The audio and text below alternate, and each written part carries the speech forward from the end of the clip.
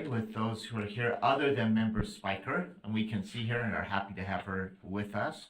But we welcome you. It is now 10:05 on Thursday, June 13th, and this is the Utah State Charter School Board meeting, and we welcome you to this meeting. We'll begin I want to make sure that we acknowledge individuals who are joining us. We know that Member Spiker is online. We'll excuse today Member Smith at this point. She will be joining us online as she is in a place that she can do that. And Member Bassett, who we excuse as she is taking a well-deserved vacation at the end of a school year, which we encourage her to do. We also welcome with us from the Attorney General's office, our AAG Ferguson, who's joining us, and we are so happy to have her join us and be a part of our team. And so thank you for being here today. Welcome. We'll start today with a Pledge of Allegiance, which Member Olson will lead us. I pledge allegiance to the flag of the United States of America and to the republic for which it stands, one nation, under God, indivisible, with liberty and justice for all. Thank you all. That's one of the things we teach in schools is the Pledge of Allegiance. Just pointing that out. There are a lot of things that happen in schools that keep our society working well, and that is one. Even as it evolves, it didn't initially have the terms under God, but we do now in the pledge. That was added later, of course. We have today also, we'll look and see after the pledge if we have any public comment. I don't suspect that's true unless somebody has online asked to do it, but I didn't see anyone sign. No. All right. We will pass that at this point, and we are fortunate that Member Spiker has a thought for us today, which we're eager to hear. Well, hi everyone. Good morning. And again, thank you so much for I'm grateful for technology. That's a big part of my, big part of my thought today, just to be able to join all of you this way. I will definitely be back in person in August. Just a couple days ago, I was able to pedal backwards on a stationary bike, and it was a moment of extreme jubilation. So, so thank you for that. Okay, so with that, I'm gonna share my screen. Let's use this as a test. My hope is that you'll be able to see this. Okay. Great. So can you all see there's a picture and it says "See the Magic"? Is that what you're looking at? Yes. Okay, awesome, great. So as many of you know, in my, as another part of my professional life at Weber State, I work as the digital fluency faculty in residence, and it has been quite a journey over the last several years. This position was birthed out of early COVID, and now really is continuing to just take different shapes as we are engaged with AI. And as we think about how the role of technology really impacts and has impacted our lives as it's part of the human experience, but then also as it's really just morphing and pushing education in ways that I haven't experienced in my career. And so the reading that I'm going to do corresponds with this image that you can see on the screen. And I'm sharing this because I've been really thinking a lot lately of my summers because I'm doing a lot of just reflection, and I used AI to generate this image. So I'm just going to share that and let you kind of think about that as I read this. And what my prompt was into the image generator was of a beautiful Maryland, because I grew up in Maryland, of a Maryland sunset with children playing in an open farmhouse field, catching fireflies. And this is something that I used to do as a child growing up. And it was just oddly and eerily interesting how accurate that picture is to my memory. With that being said, here's the reading that I'm reading from, oh, you can't quite see it. It's from a book that from Ingrid Lee called Joyful. And I've really been thinking about this in all of the work that I'm doing in terms of AI, the kind of technology that we see as impacting our personal lives and definitely our professional spaces as folks engaged in teaching and learning. And so what does this mean for us? Science fiction writer Arthur Clarke's well-written third law states, any sufficiently advanced technology is indistinguishable from magic, which explains the confusion that can occur when people encounter a new innovation for the first time. While the 18th century Parisians who watched one of the first hot air balloon launches were elated by the spectacle, the country people who witnessed the balloon descending in a field a few miles away thought it was the work of demons and attacked it with knives and pitchforks. But while technology can create a sense of magic, it can also be a moving target. Some technologies are delightful decades after their first appearance, like Polaroid photos, for example, that we still love to engage with. But then some become just part of the background, like Wi-Fi or GPS, or just even the technology of what allows me to be here like this today. An innovation greeted with joy and wonder often seems humdrum once it has reached saturation in a world around us and eventually becomes quaint. But we're living in a moment when technology is redefining our world at an unprecedented rate, creating more opportunities to be dazzled, but with a greater risk of fatigue. Our best defense to maintain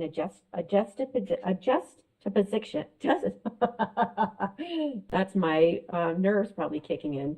Our best defense is to maintain a juxtaposition between the high tech and the mundane. And I know that did not come out right, but we'll get it. Technology is most magical when it reminds us of the boundaries of our existence, even as it shatters them. And I have one little last reading on this. I'm sharing this because when I was a child, chasing fireflies was one of the most magical experiences that I had. And it's one of the things I miss the most, frankly, about living in Utah, because we don't have them here.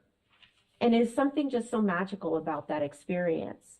And so as I created this with AI, I'm going to show you, and I hope the sound comes through, and let me know if you can hear this, okay? I'm going to play, this is a clip from 6 years ago, us visiting Maryland. My daughter, who's now a high schooler, as a little child catching fireflies. And if you look closely in the video, you'll see some glimmers of light. Marley's trying to get the firefly to light in her hand, which... It flew away. Look, it's right there. There it is. Oh, there it goes.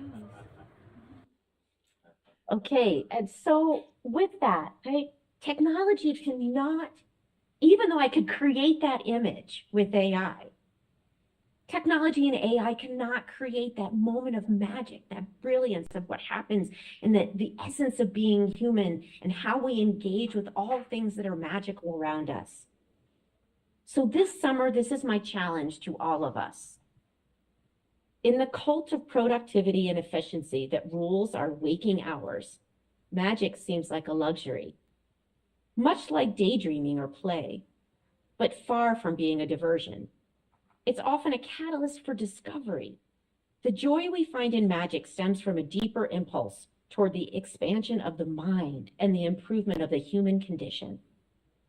So, at the root of our love of rainbows, comets, and fireflies is a small reservoir of belief that the world is bigger and more amazing than we ever dreamed it could be. If we are to be creative and inspired, then giving ourselves permission to feed this reservoir is vital.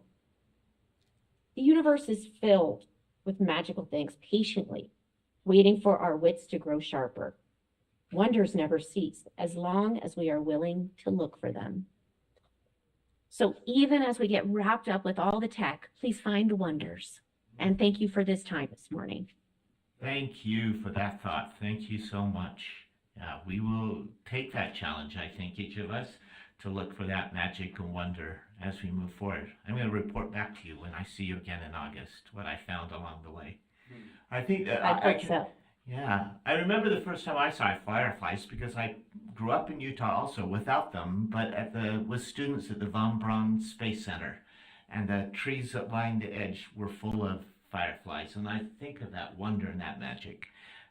We probably are surrounded by wonders and magic everywhere, every single day, but we become so used to it we don't notice it or pay attention, and so that's part of it. And so thank you for reminding us to be aware of the great magic like technology in our lives, which is relatively new, really. You think how quickly that has happened for us and the possibilities. So thank you, Member Spiker, so much for that thought today. And I have a note that Member Smith also has been able to join us, and welcome, Member Smith. We're so happy to have you here. In fact, let's take a vote on consent calendar if you're so inclined as a board, or to pull any of those. Let's do that as we have this group here. And then I do want to say just one little piece about Member Smith for just a second. Let's do consider that consent calendar if board members have had an opportunity to look through those 3 items that are on consent. And is there anyone who would like to pull any of those items on that calendar? Not hearing any, we'll go forward. Do I have a motion relative to the consent calendar? Just so you know that I'm here, I will make a motion to approve the consent calendar. Thank you so much, Member Smith. What will we do without you here making motions? It would be very difficult. Someone else will be very good at it. So we'll have to step up into your position. So we have a motion from Member Smith to approve the items on our consent calendar. Do I have a second to that motion? I will second that motion. Thank you. Vice Chair Phillips, a second. And any discussion? Not hearing any, we'll move to a vote. All those in favor of the motion to approve the consent calendar say aye. Aye. Aye, and I'm hearing every voice, so that motion passes. No need to call for any nays. I do want to say this about Member Smith, because we know that she has, I will say more later, but just quickly, that this is officially her last board meeting with us. She has, we need to say more in August we need to say more in August, because I asked her if she could come in August, and it's always uncomfortable to come when someone's going to be thanking you and appreciating the work you do, but she agreed anyway, even if it's uncomfortable. And we want to thank her for her long-term, prior to the board, long-term work with charters and children and schools, and helping families to have choice relative to their education in this state, and for her tireless service, more than one term on this board, and we so appreciate her. But I just wanted to acknowledge that this is officially her last meeting, instead of just passing it by, because this is a transition time for us, and we'll say more in August. So all of us will be ready and prepared. Please embarrass her as much as you would like. I told her we'd make it painless, but not that painless, Michelle. Not that painless. And we really want you to be here. Thanks, Stephanie. I did not expect to be crying quite this much, and so I'm very glad that I'm not on full cameras. Thank you very much. Thanks. But we will see you in August, right? Of course. All right. Of course. Closing the deal. So I want to make sure you'll be here. So that's a good thing. We do want you to be here. We really, really do. And I will be there. all right. Thank you so much. All right. Thank you. Let's move to our Executive Director report. Director Kramer. Thank you.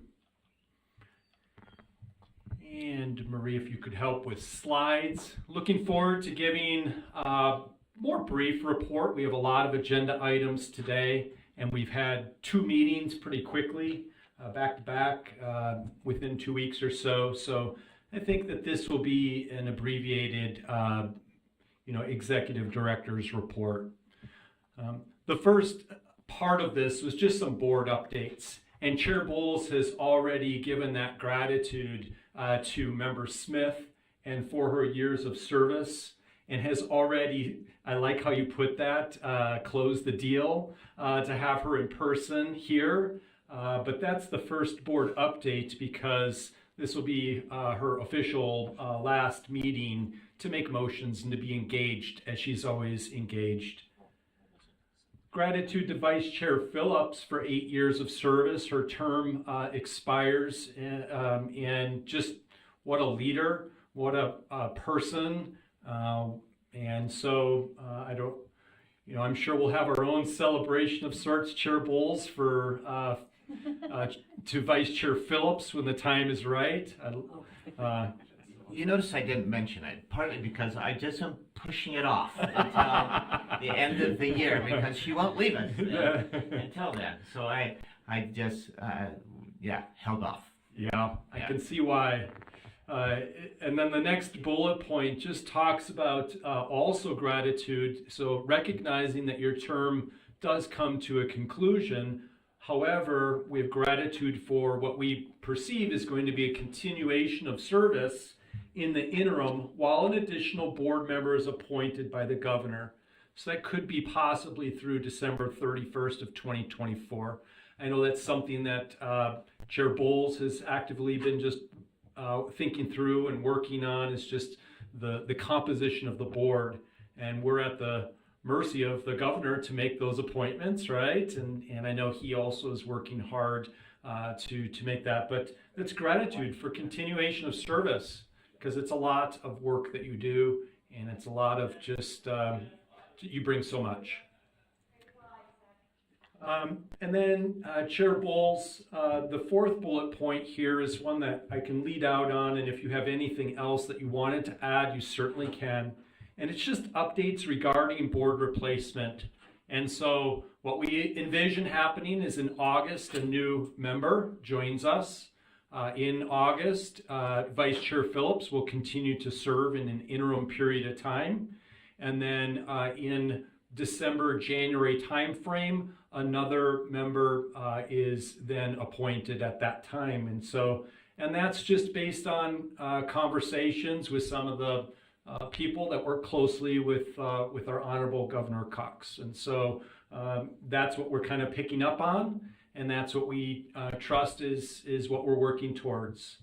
And then board leadership positions, as Chair Bowles has pointed out in several planning meetings, is a responsibility of the vice chair. And since we continue to have her service, she'll be able to lead out very nicely in the August meeting for what the different positions look like. And we love the leadership we have now, but there's an official part of that board leadership positions. And then we've definitely started our committee work again, and our committees are working hard, they're engaged. But just the formal formation, is that a tongue twister or what? A formal formation of the committees for fiscal year 25. And then just some of the coordination logistics. Does it make more sense for this committee to meet before a meeting or lunchtime? And then so we know we have an authorization committee, an executive committee, a finance committee. We've talked about maybe adding another. So that'll be up for Chair Bowles to work through between now and August. And we'll follow his lead on that. Was there anything else in bullet point 4, Chair Bowles, or have I covered kind of what okay, great. And then updates regarding the USBE and the State Charter School Board. I have in quote, because it's not actually an MOU, it's actually board rule. And some of the principal people working on this to acknowledge Vice Chair Phillips' work at every one of these meetings, and we've had 3 and another one scheduled very soon. There are drafts of the board rule, not MOU, but I put MOU just because I know this board would recognize that because it was on the agenda, many times referring it to as an MOU. And then also just to shout out Deputy Superintendent Angie Stallings, who also is playing a lead role in the coordination and the drafting and just the working through. Of course, at USBE, Chair Moss and other members of his board are working towards this, as we also have myself and Marie, and there's a lot of people in that in those meetings, and we're making steady, good progress, is what we can report on. Is there anything else, either Chair Bowles, Vice Chair Phillips, that you wanted to elaborate on that? That is a board update. And then just a reminder of the board fiscal year 25 meeting schedule. Your attendance is so appreciated. Your engagement is paramount to the work that we do. And I think that Associate Executive Director Stephenson was also going to circulate this one more time to our board. We know that you have busy schedules. We know that you have lives, but we also know that your commitment here is just so important to the work for our students in charter schools. And is there anything else on this particular meeting schedule that, okay, I see you nodding. No, Chair Bowles. Great.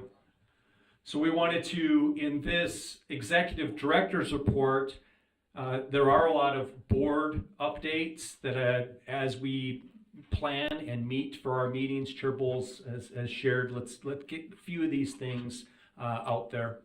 I see members writing down the dates and checking schedules. That's exactly what we want. So we'll leave this up there just for another minute, and then remember, Associate Executive Director Stephenson will also circulate this schedule again, so you can plan your trips and you can plan, well, you can't plan your injuries and sicknesses and those things, but thank you. Okay, if you could go back to the Executive Director's report, there are two highlights that we wanted to underscore as administration, and so for this, we just wanted to let you know that we continue to explore adding positions and people to our team. We have resources that would make this possible. We have resources because, as you're aware, the last few years we've spent, but not spent all of the money, not a dollar in, dollar out. And therefore, there are opportunities to even improve this staff by adding experience, knowledge, skills, disposition, that really makes our team stronger. And so we wanted to share, and we appreciate the autonomy that we receive as executive director, associate executive director, to explore these things. Our board has given us that permission and autonomy. And so these are two positions that Associate Executive Director Stephenson and I are very excited about. It's not done. We still have to work through HR. We still have to do different things. But these are the concepts. Remember, this is how it started for our strategic and growth specialist position, as it kind of dropped in an executive director's report and it moved forward a few months after that. But first, the addition, exploring the addition of one FT operations specialist. This would be so great because to have a point of the spear for schools and helping them with their operational needs. Also, we're working on an operational framework. Right now, one of our great staff members is leading those efforts, but she's a little bit more even in the finance area. And so we don't have an identified point of contact, a point of the spear, as I mentioned. And so just having somebody that continues to implement and really get the operational completed and then implement the operational framework. We also really like the idea, we picked it up not too long ago, about analyzing the return on investment for indirect costs. Even we know that we pay close to $250,000 in indirect costs. What's the return on that? Is just something that we should be aware of, and what kinds of which we do receive. High-level expertise and meetings and these things. But having someone that's focused in on that and focused in on contract services and making sure we're getting every drop of service for every dollar that we spend. And that could be really helpful. Explore offering and charging fees for services to schools. This is something that statute allows, something that to date we have not done. And so exploring, we've become aware of some bond compliance issues in the schools. It's hard to make the MO requirements on time. It's hard to know what MO requirements, which is a place where you put your bond disclosures, right? We could see our staff providing this expertise, this service, and having schools at their choice, it's in statute, pay a nominal fee for things like that. And we believe that an operations specialist could really help us as leadership craft what that could look like. And then also really exciting is just to help perform executive assistant functions. Marie and I still get very into the details of many things. And so it's just lifting some of the executive assistant functions, not all, that are operationally based. And so that we wanted to provide you just some bullet points of what this exciting exploratory position could look like on the staff. And then the second was exploring the addition of a half-time academic specialist. We know that academic needs are in schools and that schools look for additional support. And we don't have like that one staff member that we can point to. We team approach it. Our portfolio manager handles a lot of it. Marie still handles a lot of it. We divide and conquer a lot of this. But having somebody that has this as their specialty area, like the operations area, we think would be instrumental to our team. They could also complete and implement the academic framework, which is no small task.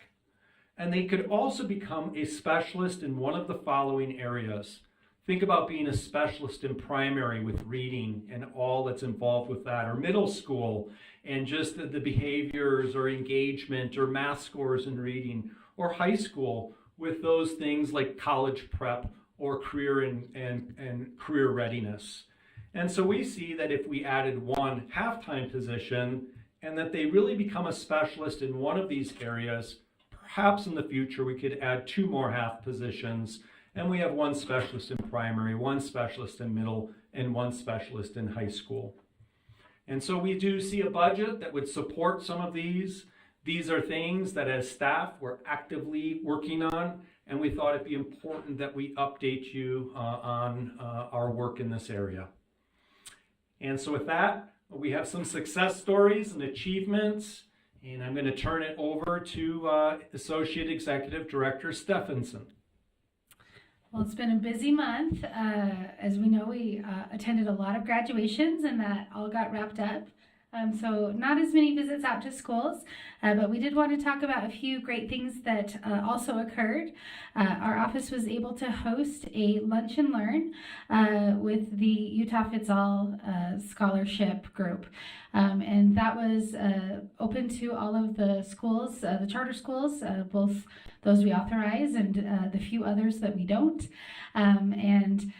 They could attend or also watch it as it was recorded, and it was just a Q&A session with the providers as well as others who are engaged in the work, and they were able to learn more about how the Utah Fits All Scholarship will look and ask and get answers to questions that they might have and meet other leaders both within the scholarship program and those who were instrumental in bringing it into existence. And so that was a really great opportunity, and we heard good feedback from those who were able to participate in that.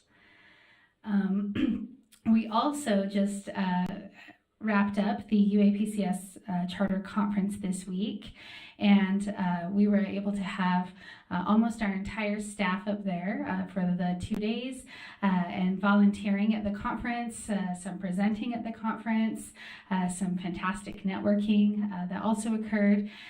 The association was generous and gave us a booth where we could also meet with schools and leaders and network there.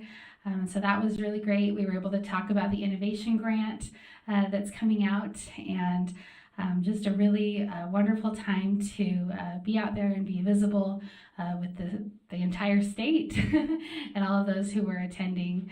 A very, very good conference, a very successful time. Yes, we do have some new state swag that you'll see around. We have 2 new tablecloths. So one is on display today, a white one. We also have a teal one, and then a banner. We thought, let's use it every month now, not just at conference time. So hopefully you'll enjoy seeing those around as well. And fun to have some printed swag for our team here. We also did want to just give a shout out from the charter, the UAPCS Charter Conference. They do the Circle of Excellence Award, and we wanted to just highlight there were a lot of nominees. These nominees come in from their peers, and so within the association's charter schools, they nominate each other, and so we'll go through just a few different areas. Charter School of the Year, you can see listed there. There were a lot of different charter schools nominated. The little asterisks are next to the finalists, which were Mountainville Academy and Ames. And I believe that it was Mountainville Academy that won Charter School of the Year this year. Charter School Board of the Year. There were 2 schools nominated, so they were both the finalists. Promontory School of Expeditionary Learning, they won Charter Board of the Year. The next few lists were much larger, so I was pasting those in, and then you can also see the schools that they come from. They had a lot of nominees for Administrator of the Year. The finalists came down to Mr. Nathan Marshall from Providence Hall and Tess Minor Farah from Winter Sports School. Tess ended up winning that this year as the Administrator of the Year. Teacher of the Year actually took 3 slides, so bear with me here. We had a number of nominees that came in. So we'll just kind of slowly go through those. You can see Legacy Preparatory Academy had a lot of nominees, a lot of great folks there. And I did not catch who won that one, so we'll have to reach out to the association and get that name on that one. But great congratulations to all of those folks who were nominated. We had the Business Manager of the Year, and the finalists were Rich Eccles from Itinerus and Brad Wilkinson from Summit Academy. And Brad Wilkinson from Summit won that one. And then the Rookie of the Year. So these were people that were in their first year with their different schools.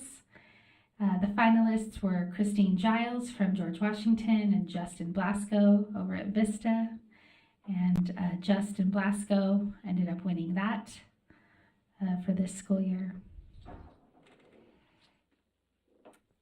And then there was the Employee of the Year category. And the finalists were Tammy Israelson from Freedom Preparatory Academy and Maria Schmidt from Spectrum Academy.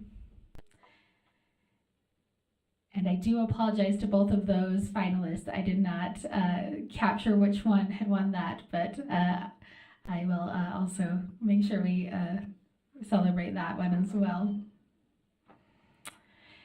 And then the last category was kind of a choose your own adventure where people could nominate and create their own Circle of Excellence Award. So you can see there people nominated a social worker, a reading paraprofessional, a kitchen staff of the year, food service provider of the year, instructional coach of the year, interventionalist of the year, and a board member of the year. And so while these did not win an official award, the association still had them recognized as a choose your own award nominee. And so again, it was a great night to celebrate all the wonderful things happening at charter schools here in Utah.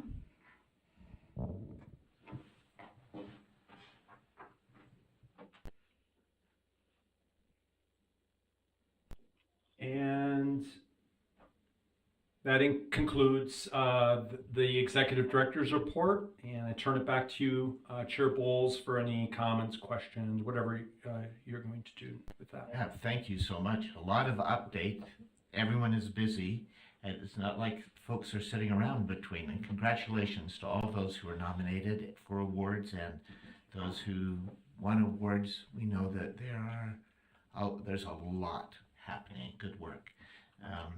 Folks are sometimes surprised at how much we're doing and what's going on. So thank you for that report today.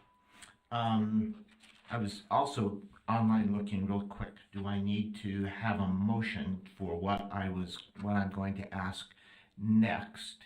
And so I'm exploring Robert's rules, but this is what I had said. So I'm going to make the request and then explain what it is. So we have a request that we move our 115 agenda item and talk about it next. So swapping the 10:30, 10:45 items to 115 and move 115 up. We don't ever, in this meeting, we haven't. We should probably accept our agenda and take a motion to accept the agenda officially, and we haven't ever done that. But we certainly could and should probably be doing that as part of it. But as I look, unless something is a time certain, so others are planning to be at a specific time, I think unless I have objections from anyone on the board for swapping those items, that we can just do that even without a motion. So do I hear any objections to moving our 115 State Charter School Board operational space, our 10:30 item, and our 10:30, 10:45 items will move to after lunch at 1:15. So if anyone has any objection. Because I'm not there, I just want to register that I have no objections whatsoever. All right, thank you so much, Michelle. And I'm not seeing objections from anyone else. So let's make that swap on your agenda. If you will see, just make that note. And we will now talk about State Charter School Board operational space and indirect costs. Yes, ma'am. Could I just have like one really quick second to address something that was in Director Kramer's report? Yes, absolutely. So, like, I know I'm going off the board. This isn't my business, right? It is your business. You are a board member today. I'm still on the board. Ronald Reagan famously said, "The most terrifying words a small business owner can hear is, I'm from the government and I'm here to help." Right? And so I would just advise us to move forward with the utmost caution on academic specialists, because it has potential, if not handled very, very carefully, to be intrusive and to be perceived very badly and even demeaning by the schools, for us to come in and tell them how to run their business, to tell them how to be teaching when they've been teaching out. Sorry, we have such outstanding teachers that, like, I worry that sending in support where it's not asked for can be dangerous. So I'm not saying we should not do that. I'm saying if we do that, we should do it very sensitively and very carefully. That's all. Oh, that's a good caution, and we do appreciate you saying that. That you have that sense, and we appreciate you saying that. So thank you, Member Smith. Thank you for sharing that. Absolutely. All right. We keep that in mind as we move forward. It was important that you make that comment. Let's look at the State Charter School Board operational space and indirect costs. Thank you. And so I'll, Chair Bowles, just have staff will present some latest research and findings and some information related to State Charter School Board operational space and indirect cost. We chose the two words, just restate and recast the overall vision, and Associate Executive Director Stephenson will just restate a little bit, and then I'd like to recast it just a little bit. Thank you. So as we were thinking about restating and talking about this idea about the operational space, we wanted to reiterate that idea that effective work can occur anywhere when you have the right team in place. And so as we've been exploring this, we do have many days that our team is in a hybrid format. We've got people that are working effectively from their homes and that are able to meet and have professional meetings while they are home. They are also able to be effective working in libraries or in schools as they go out to meetings, as well as when they're in the office. And so we found that in this new age that COVID brought us all into, that really effective work can happen anywhere and doesn't only happen in a professional office space. And that ultimately this initiative is meant to enhance the efficiency of our team and of our board, and as we are hoping that we can maximize the value of those taxpayer funds that we receive by giving us additional options as we lean into that concept that effective work can happen anywhere. Thank you. And then just to recast the vision a bit, I want to start off just by saying how much respect and appreciation, I even use the word love for one of the colleagues on the USBE side. I said, I love working with you, Deputy Superintendent Jones, right? We have, so before these rather just forthright, bold statements, I just want to make sure that you know just how much we appreciate the USBE staff. We appreciate the resources that we enjoy here. The analogy was used several meetings ago that we're an older adult child that is looking to move out. And the reason for looking to move out is because you want to have some independence, some freedom, and to explore the different ways that you can innovate and lead a life that is certainly still connected to parents, but of your own. And I believe that we're at the place, this is staff opinion on it, but we're at the place where independence is necessary for our ongoing both surviving and thriving in this very dynamic and diverse marketplace. We have public schools, charter public schools, private schools, Utah Fits All scholarships. And so when we are both optically or the perception is that we're one and the same or so closely aligned with USBE, it's a challenge for us. Alternatively, if we have the independence and if we can have some of the different things that come with moving out, including growing pains, including those things, but to put just as simply as we can, we love the people, we love the resources that we have, but it is, in our view, a time to effectively move out. And so we thought that recasting that in a straightforward way would help this board just understand what, as staff, we've been grappling with and thinking through. And then that leads us to statute, and that statute is what provides this. And you can see it there. It's new since May 1st. And so the statute, it was perceived that it was always there as an opportunity to move out, but the statute makes it that much more clear. I won't read it because it's there, and I think you're well aware of that statute. As we go to the next slide, we thought it'd be important in this vision, not just the vision of you can work anywhere and those things, and also that we are looking for some independence, but just about a specific site that continues to intrigue staff. And so I think Ms. Stephenson, Associate Executive, could you please just give a little bit of a taste for what would be an ideal location and space and things like that from our view at this point? Right. So the ideal location that we're bringing to the board is located in Cottonwood Heights, Utah. So a little bit more central for staff and hopefully a little more central for board members as well.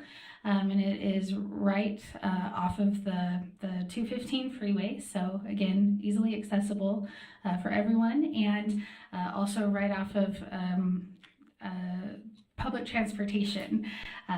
It has lots of free parking spaces. It has places where the public can join us as they come, and it is a beautiful professional office space.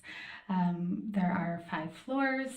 We would be up on the 5th floor overlooking the valley, and provides a board meeting room. There are rooms where we can meet together as staff, rooms where we can meet together as the board, rooms where we can hold committee meetings and any sort of meeting need that we would have there.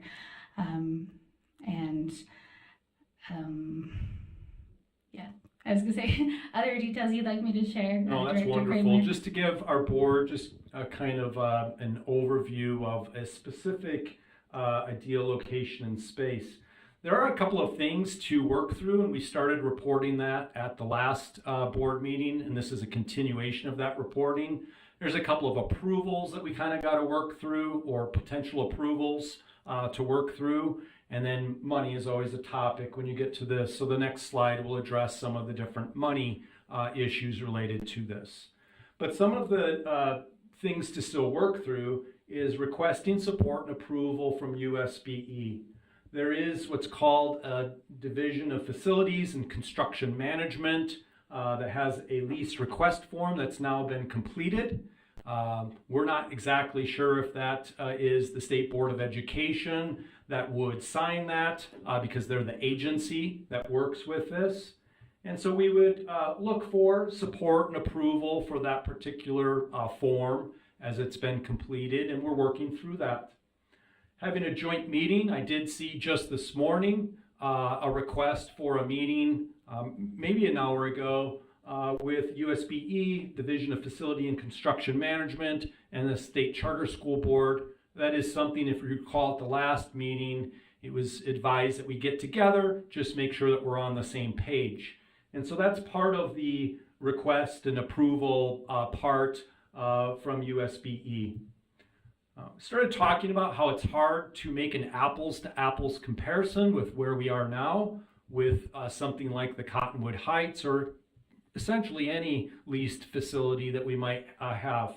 One of the reasons is because we are charged indirect cost pool for per FTE. We're not charged per square foot. And so our cost comes to us based on the number of staff members. I think the governing board members were included this year, but they're going to be removed because they're kind of working through that. We were asking some questions, but that's hard to do an apples to apples comparison. When people ask to do it, it's rather difficult. And open spaces here look different than open spaces somewhere else. And so I just wanted to share that talking with USBE to work together to either get as close to an apples to apples, or we have, or we acknowledge that it's difficult to do. But that is something that we think could get some support on. Also some support, a couple slides later, we're going to talk about indirect costs. We're still working to get some finalized responses and answers to indirect costs and how it's passed through. We've been trying to make this board aware of our indirect costs and what we receive from those services, what the estimated breakdown of that is. And so there's a consideration, I think, from USBE for some adjustments perhaps. And then receiving approval from the Division of Facility and Construction Management. Again, back to that lease request form. That looks like a familiar bullet point to you because I just made it. And that just plainly puts out what the rationale is, what some of the different ideas. It was a several page long form, not hard, but just took a few hours to kind of put down so that we can work with them and seek their approval. Or the State Board of Education seek their approval. We're kind of uncertain on to who needs that approval. Getting that meeting done would be great. And then if there is any potential landlord is negotiating and working clauses and terms and different things like that. I put down section 1.9 just because that is a section. I've even raised it to our new Assistant Attorney General. It's one that came up in our search of facilities, in the search of the Regis landlord in the Cottonwood Heights area, and it's one that we just would have to kind of work through. So that is a part of this presentation we need to get some approvals for this. But we've acknowledged what some of those things are, and then we need to kind of work through and execute them. Next slide, please. It's important to justify an increase from $12,000 a year to maybe $19,588 is the price tag on the leased facility at the Cottonwood Heights location. And I put down just as a suggestion, like what would be our max amount that we might feel comfortable with as a board. That one might be a little high for some, but I did put it down just as a way of reference point, right? It's a reference for us to say, how do we justify an increase from these different things? I think one thing to point out is that it's not a material amount. And so I view it at least that way, having been in the financial industry and charter schools for a while. It's not really a material amount. I think the next slide kind of captures that. And so while one way to look at it is that it's doubling or nearly doubling, but with the next slide, you can see that the percentage amounts of the building and maintenance costs compared to the overall budget, I mean, it's, thank you. We are paying over 0.25% for the building here, and just under 0.5%. I mean, this is not a material amount of money to offset what we've cast as some vision and recast as some vision. And even the max amount remains well below a 1%. The slide also just shows the differences between what's budgeted for next year and these other potential costs, less than 0.25%, more than 0.5%.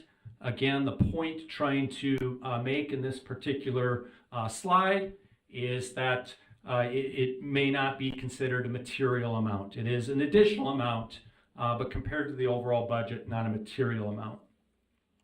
If you go backwards to the slide, you get what you pay for. We are so happy to have the relationships, the working relationships that we have here at USBE, but those working relationships will exist wherever we are, whether we're working on Mars, or whether we're working here, or whether we're working somewhere else. We will continue to enjoy working with them.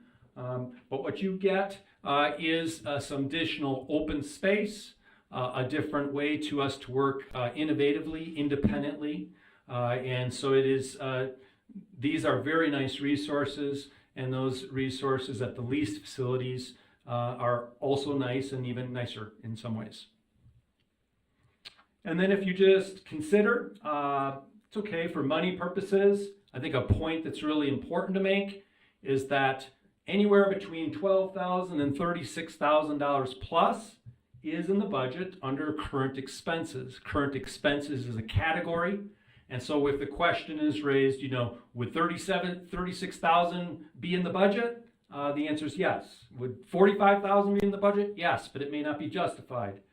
May become more material at that point, but based on the figures that we've shown here, trying to make the point that it's not a material amount. So what you would do to get it within budget is just shift costs from something like attorney fees to building and grounds. That's just one example. So by merely shifting $7,000 in cost, $15,000 in costs, you could get within budget. The key is that you don't go over budget. And so with that slide, go to the next slide and one more. And we don't need that one, so just go to the next one. We just put up here, we thought sometimes possible action items help the board. We yield and we respect and we want the direction whichever this board goes. But we did put as a possibility, as you now discuss, I'll turn it back to you, Chair Bowles, as this board discusses and considers some of the research, because we've done a lot. We've done a lot of research. We've tried to get this board in a place where they can decide what may or may not be a next step. so that we can continue forward. You know, that Cottonwood lease or other, they're there and then they're gone, or, you know, that's just the way that the industry works. So I am now going to stop and take questions, but certainly Chair Bowles, as you lead discussion on this agenda item. Thank you. So let's start with discussion. As individuals have thoughts about this, any Member Smith, Member Spiker? Oh, all right. Is that Member Smith? I would just like to say, for all of the reasons that Executive Director Kramer has outlined, I think this is a wonderful move. I know that since its very inception, the very beginning of this board's existence, we have wanted to have this form of independence, because it is important that we and others recognize that we are our own entity, that we are happy for the opportunities that we have to work with the State Board of Education, of course, and many kudos are due, especially to current board leadership, for improving that relationship and for making things work very smoothly there. But also, we are not a subsidiary of the board. We are not a subset of them. We are our own organization. And having our own space helps to make that distinction a little more clear, not only in everyone else's minds, but even in our own as we continue to move forward and to work. So I would love to see this happen. And whenever you're ready, I would be happy to make a motion. Thank you. Do we have additional? Let's have a little more discussion before we take a motion, I think. So I think there are some really great things about the optic, as well as having a little more autonomy just by virtue of physically being separated. COVID has demonstrated both to the State Board of Ed and to us, I would think, certainly it has to us, that lots of work can be done in spite of the fact that you're not sitting next to somebody or in proximity. And in fact, our own staff under present and former leadership was able to do a lot of collaboration virtually, and even to see the possibility of renting space like this that doesn't have a desk for every single person, because we don't need that anymore. But one of the things I'd like to ask is, it seems to me that, I know it's a little bit apples to oranges, but I would like to have more discussion. I don't know if Executive Director Kramer or Associate Director Stephenson can pull this out of a hat, but I'm interested in the indirect costs still, because those were a hefty burden on our budget. Now, we got a lot for them. There is a lot of expertise at the USBE.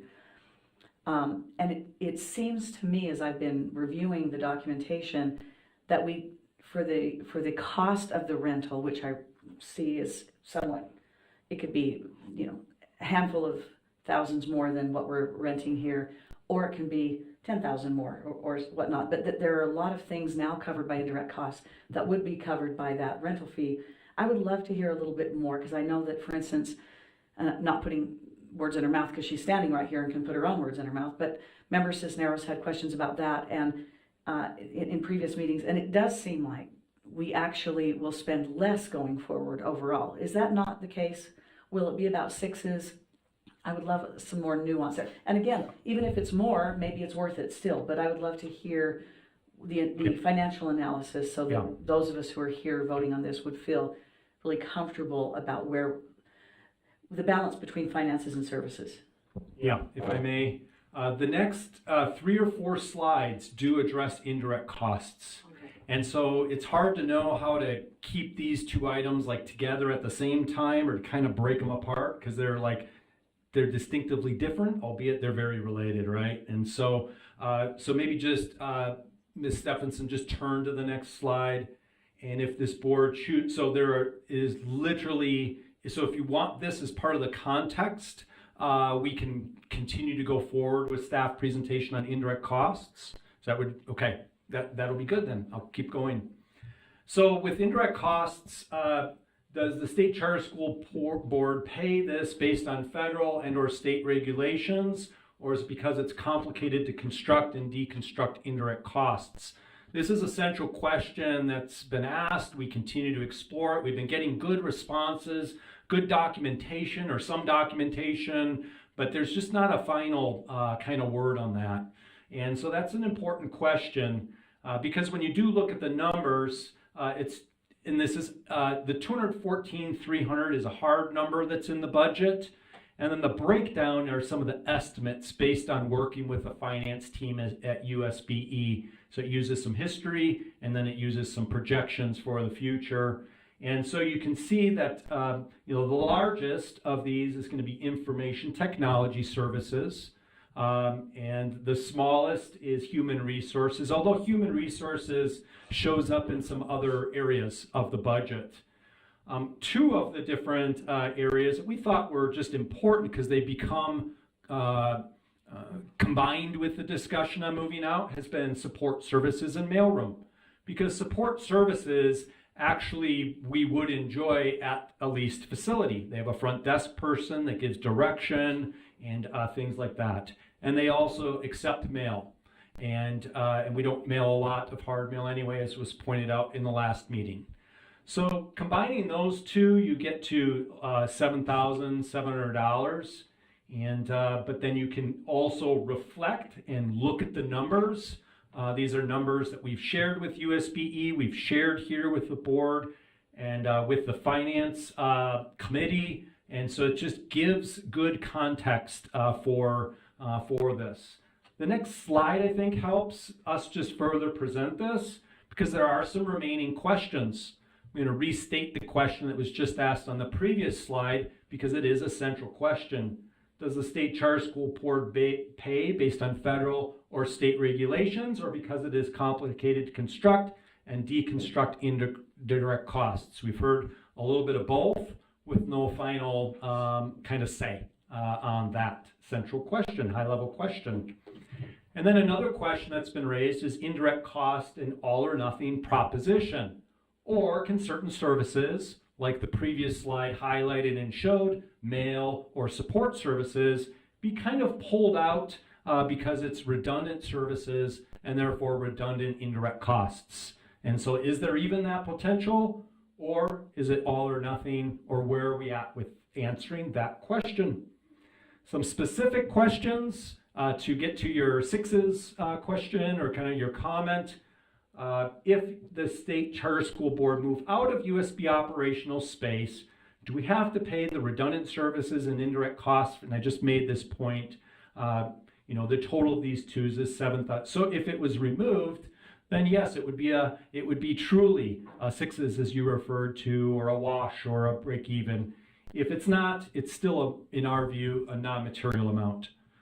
And then also if U.S. State Charter School Board move out of USBE operational space, it's been suggested that there could be some indirect costs that go up, but we've asked kind of trying to define that. We just aren't there yet with getting that response on that because that's for remote services. So those could also be considered a net neutral or a wash or a sixes, just trying to find kind of the balance on those. There's one more side with indirect costs. I think the next one, nope. So you can go back and one more forward, Marie. This is a potential motion as you consider maybe not just one, the moving out, but the second, which is indirect costs. And the potential motion is continue to seek relief from the USBE for indirect costs for redundant services already included in the lease costs. That would get you to the wash or the sixes or the different terms that we talk about for net neutral. So we had a couple of slides kind of ready, and does that help to? I just have a follow-up. So are those, I guess I'm a little bit surprised that those two costs, the support services and I can't remember the other one, the mailroom, yeah. Are those the only redundant costs? In other words, it would seem to me, just looking at it, and I haven't done a deep dive the way that you and your staff have, but it would seem to me like moving out, there would be quite a few costs that could be eliminated from those indirect costs, not simply mailroom and support services, especially when I'm thinking that the staff would be using and the board would be using a different internet provider and so on and so forth. So it would seem to me like that 250,000 or 215,000 could be significantly reduced, and that those two costs that you highlighted, which does make it a wash, just those two going away. Nevertheless, it would seem like some of those could be decreased significantly, and we could actually save money. It's a good question and a good point. I think what staff ultimately did was look for the the easiest place without getting into even deeper conversations. Because to dissect IT and what all goes into IT is maybe for another year. Maybe it's for maybe an operations specialist could help analyze what those indirect cost pool services look like.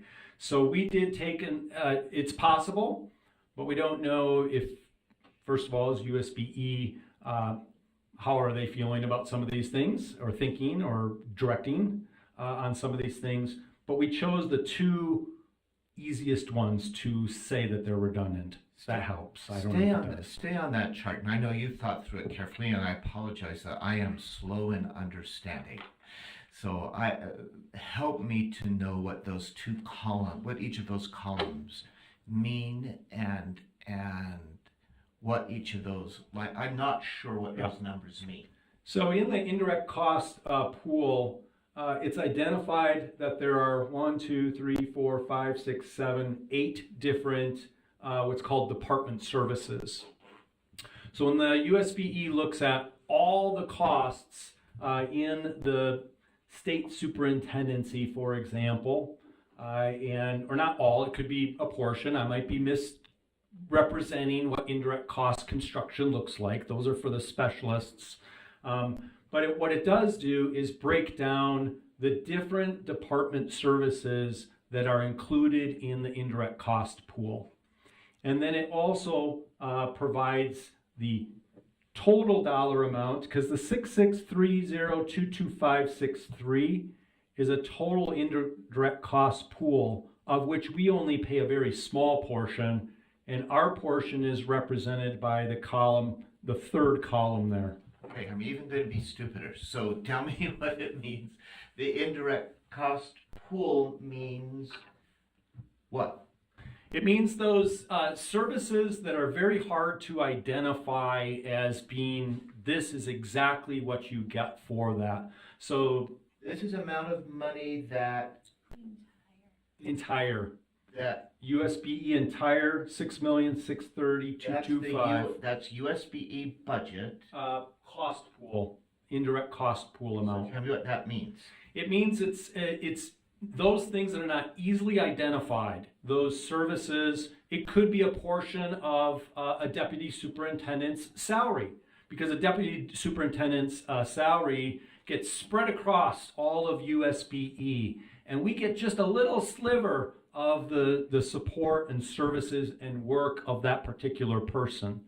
Or the travel for that individual is also a part. That's a specific example of what goes into USBE. So a small part of a deputy superintendent gets charged through an indirect cost pool to the State Charter School Board, and it's made up of some services, travel, and other things like that. So this first column, the State Board of Education receives indirect costs from varieties of groups to form that amount, that 6 million plus. Go ahead, Marie. If I may, I believe that's from like all of the departments and sections here at the State Board of Education. So those are all the direct costs from all of those. I'm just trying to be clear, right? So it's everybody here paying into those indirect costs. Okay. And our portion of that indirect cost is the third column. Yes, with a total of $214,300. All right. So, like, even for human resources, it seems so small. Yeah, there's other places actually in the budget, and I know fiscal year 25 budget is in an agenda item. That one actually is it's just kind of an off number because it's actually somewhere else. Okay. Yeah. But our contribution to this agency's indirect costs is that total Correct. in the third column. Correct. And then the percentages obviously is what percent of the total our contribution is for being here and enjoying their services. Correct. Right? So if you look at the 45% of information technology, less than half of the a little less than half of the 214, so probably about, it's probably 96,000 or something thereabouts, is the service department of IT that we pay for, including personnel, including some hardware that might need to be indirectly shared, because it's hard to identify, this is what the state charter school board paid for. Like Jerry coming in and making sure things Yeah. are set up today and Yes. those kinds of things. All right. I just wanted to make sure that was clear, because back to Vice Chair Phillips' question then, relative to that total cost, then as you're looking about what it costs for lease space, it's lease space.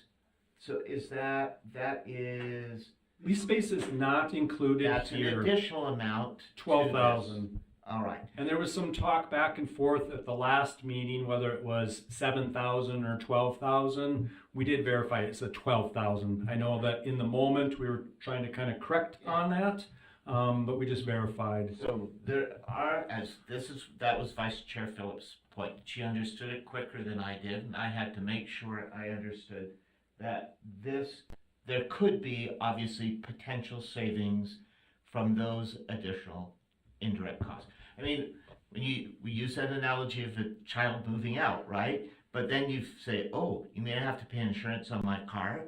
Oh, I have to pay for my cell phone?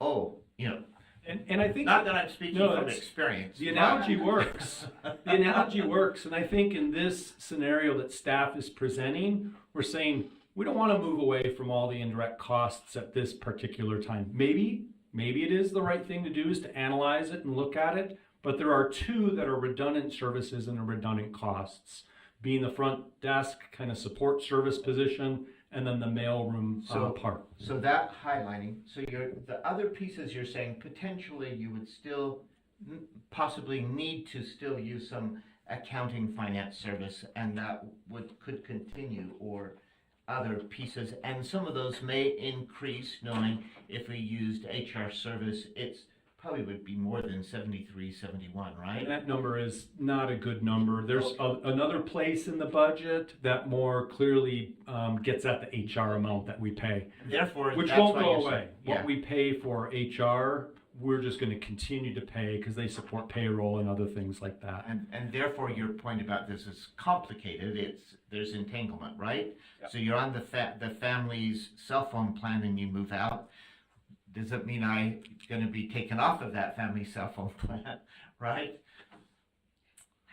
All the things I had to say to my children as they're moving. Do you realize you now, right? Yeah.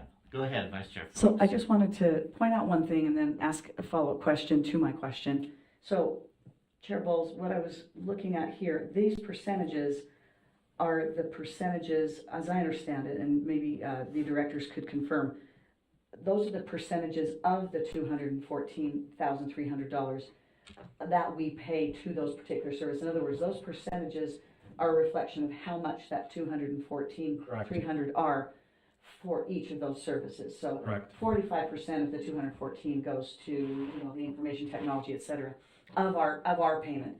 So what's clear to me is there are obviously indirect costs just in being associated with USPE and using certain types of data banks and collaborating with them on complaints that come in that are more properly our purview and so on. There will be indirect costs because we are affiliated. We will forever be affiliated because theirs is the purview over all of public education. There are some very obvious things, however, that should be in yellow as well, in my opinion, related to areas where if you are not in the building, you will not be using those services, including probably only part of information technology, for instance. And certainly I would think only a portion compared to being in the building for business and operations. So, my opinion would be personally that as we move, those should be negotiated down on very reasonable bases. I mean, very reasonable. We don't want to stiff the USBE for services they're providing for us. We want to pay them. But there are very clear demarcations of costs associated with being in a building and utilizing services here. Others, just as I mentioned before, are going to continue because they can virtually and just by way of other kinds of association related even to working with human beings on particular, problems and solutions. So I would be hesitant to move out and not have those resolved, though I think the way forward is to move. But I think that I guess what I'm trying to say is this, to be clear. I think it sets a very bad precedent if we are to move out, to continue to pay indirect costs at that level for services we're no longer using. I think that sets a very bad precedent, and it kind of suggests that that's our obligation, even if we're not in the building. However, having said that, I want to say we certainly have an obligation for the services we're using, whether we're in the building or not, and I fully support that as well. May I? Absolutely. They're quick. Just one, in response to one thing, is it just escaped me. It's like there for a moment. It'll come back in a minute. It'll come back. We're It still will. there. I think that we are not certain that it's allowable, right? And so the big question, does State Charter School Board pay based, if there is a federal regulation, although it's been suggested that there may be a federal regulation, although we only get paid from state taxpayer dollars. We don't receive any federal funds of any sort, which a lot of times federal funds have strings attached to them, as we all know. Or is there a state regulation or a state audit that suggests that it's a must? And we've been presented with some different pieces, but there isn't like that finality there yet. Right. And Right. so, and then the other point is just that staff, although this particular question of indirect costs is commingled with moving out, we've been able to kind of separate those two things. In fact, it's not part of indirect costs. And we feel that moving forward on the move out motion is really important, and we can still hold on to the indirect cost conversations and enjoy all those services and don't do anything different and kind of understand it more and vet it out and we could more easily slow roll that conversation and that analysis and those decisions waiting for the federal reg to come through. Maybe it's done in 1 minute, right? We get an email that says, you can't do it. And that's great. Then we'll say, great, we now have the information. So we would just suggest that the board, although they're intimately involved, that you also explore and continue to discuss the idea, because it is a big step in our views to gain this independence, is to consider the operational space motion. Thank you so much. It is, and the analogy of a child moving from the parents is a better analogy than some others I think that we could use. It's not a divorce like a splitting of a Jordan district, for example, to two districts. That was a divorce. We always would be a part of the same family. So, in the Constitution, the State Board of Education has general supervision of all the public schools in the state, and we are part of that. We will always be a part of the same family. So I know as we consider, it is just a level of child wanting to be maturing to a point they want to be independent, right? Coming to that place. And so Chair Bowles, may I make one last point? I'm sorry. You can make more than one. Okay. Never know which slide Marie will land on. She's so good. This is the right one, I think. But you're so good at driving. Thank you so much for driving these different things. But as you consider this is not a motion to move out. This is a motion to consider, to work through some of those details that we put up there. Like you got to work with the DFCM. You got to work with, but it does, in some ways, our board has had enough information, understands the vision, understands that a lot has gone into it already, and empowers executive leadership and also staff to continue to identify and then execute. Because if we bring back every lease negotiation point to the board, we'll be here another 3 years. We don't It- want you to do Yeah, that. so that's what and that's just clarifying our suggested motion. All right, I have one comment. I think it is important, actually. go ahead. I just have one more thing to say too. The legislature voted for us to have the option to move out. I don't think, and I think it would be unreasonable to interpret that change in statute to suggest that we have the ability and opportunity to move out, but that if we do so, we need to continue to act like we're in the building. That's unreasonable. And so I think the idea that we would be required, given the statute that allows us to move physically as a unit to a different location, that we would be required then to pay all the indirect costs as though we were here, I think would be just fly in the face of legislative intent and reason and sort of the understanding of a reasonable individual. So I do think that those things can be ironed out. We are also reasonable people, and we want to pay for what we're getting. We are responsible in that regard. And so I think, but I think the premise that somehow you pay all the indirect costs that you did when you were in a building when you're not in it is unreasonable. So I just simply wanted to go on the public record as saying, I can't imagine that legislative intent would have been that either. However, we are reasonable and we want to pay for the costs incurred by the services we are rendered. So in any case, I think that I just wanted to put that out, that we need to have an understanding of the fact that the legislature intended for us to have that option, and that all reasonable discussions should follow. Thank you so much. This is good discussion. Thank you, because it's an important piece, and it would be big for us to do, and we want to continue to talk carefully. And I have a note that State Board Member Carey is online and would like to make a comment. And Member Carey, we're always interested in your comments, so thank you so much for sharing. Thank you, Chair Bowles.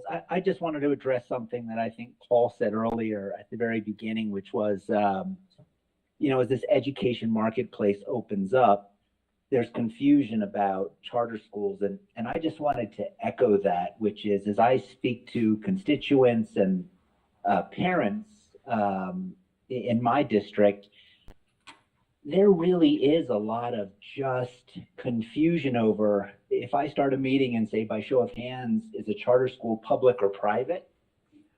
You can just tell, like, people don't understand the nature of charter schools to a large degree. So I just wanted to provide that, and I, think it's a great idea that you're looking at to explore this area, and I just wanted to put that on the record. Thank you, Chair. Thank you so much. It is important. I think that's an important distinction as we talk about that we're still growing. I mean, we're coming to age now, but that's true that there is still a lot of not sure how all of this works and how we work together and what the distinctions are. So that's an important note. I also just want to point out too, and we've already talked about, but we know that there are still some questions, and I think that was Director Kramer's point, is that we're just saying that, are we at a place that if we make a motion, that motion is not that we have decided to do something, but that we are at a place that we're willing to explore it more thoroughly.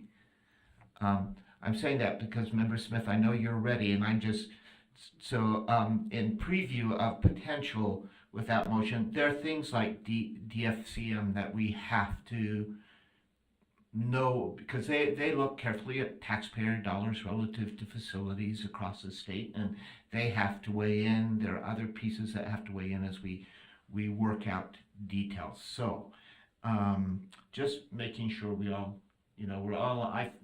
we've already said it, but I'm saying it again, that there are obviously still some things that need to be decided, and we appreciate our parents in this case helping us and guiding us and being a part of that work and it's hard to send your kids out, but we still want to be part of the family. But we're feeling that I can only speak for myself. We have to have the board weigh into that, but I feel like we're at a place that we would like to explore on our own a bit, right? So, Member Smith, unless I'm hearing more, anyone who wants to have additional discussion at this point, any online, then Member Smith? Can you guys hear me? Yes. Maybe pull the mic down. Are we ready for the motion? Is that what You're you were ready saying? for your motion. Okay, hold on 1 second. I'd like to make a motion that the SCSB authorizes our executive.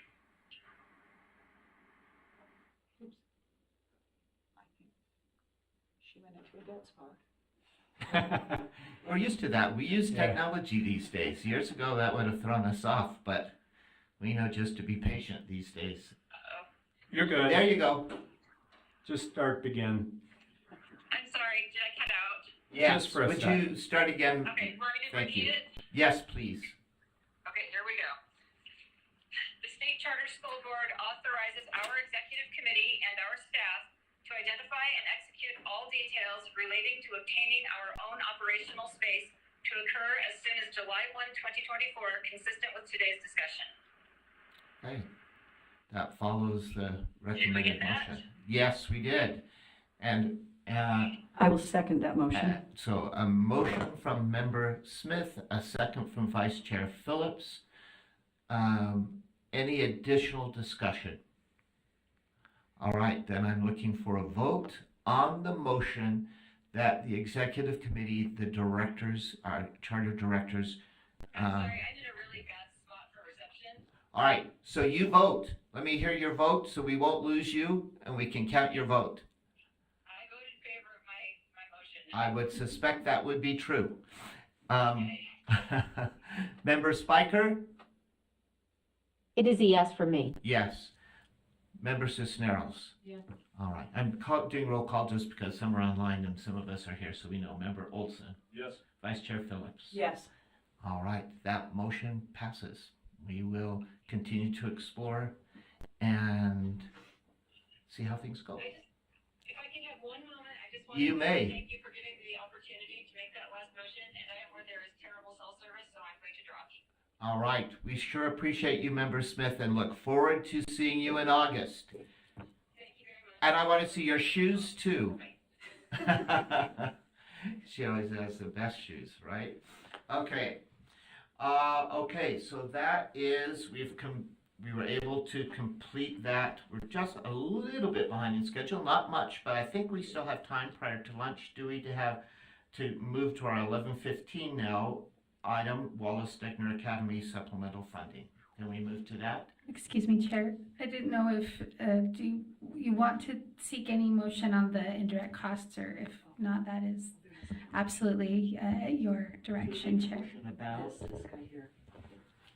This is the second motion that was suggested, which I personally am very much in favor of. Okay, yeah, if you want to do that absolutely separately, yes, as a second motion, definitely.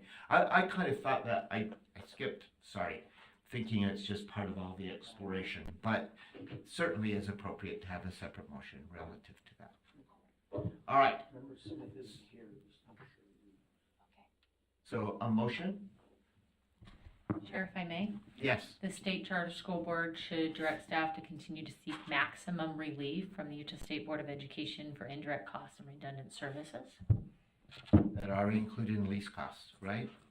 Yeah, of those. Well, Or they're just separate, total. because to me, the lease and indirect are separate issues, which is why I deliberately deleted that off my. Perfect. All right, so Member Cisneros made a motion. State Charter School Board should continue to seek relief from USB for indirect costs and redundant services. A second to that motion? I'll second. Second from Vice Chair Phillips. And let me still do roll call. Member Smith, are you still there or you've dropped? Let me go. Member Spiker? It's a yes for me. All right. Member Olson? Yes. Vice Chair Phillips? Yes. And Member Cisneros, I suspect yes for that. All right, that motion passes as well. So those two motions good. All right. Well done. All right, let's move to thank you for that, making sure that discussion. Let's go to 11:15 item, the Wallace Stegner Academy, and Director Kramer. Thank you. So Wallace Stegner Academy, I had the opportunity to get to know leadership at Wallace Stegner just a few short weeks ago as we worked through an issue. And so this agenda item is supplemental funding for enrollment delta is the difference between two big things, and it's a big thing. So delta means a big difference between CDC student counts and actual projected student counts.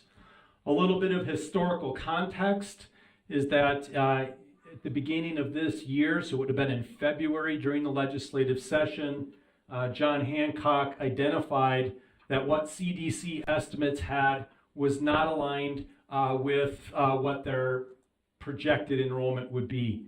And so that creates a delta of enrollment, which also creates a delta of money. And so this particular historical context, there was a solution at that time by SB State Board of Education, created a pot of money that was there as a contingency to be tapped into and used. Ultimately, it wasn't used because some of the figures in the CDC numbers were moved a little bit from here and there, creating the room for John Hancock to get early payments for the higher number of students. So it's not, Wally Stegner is not the same, but it's similar. And so that provided us some really good context for conversations as we dived into this issue and looked at potential solutions. The information regarding Wally Stegner's academic issue then is one where the CDC numbers were dramatically different than where they were at May 30th, where they're at today, where they expected to be. And we're talking birth certificates are in, all documentation is in. By all intents and purposes, these students are going to be there.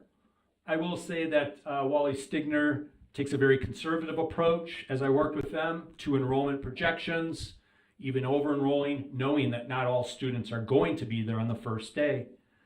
Wally Stegner has a great reputation for having more demand than what they have seats for.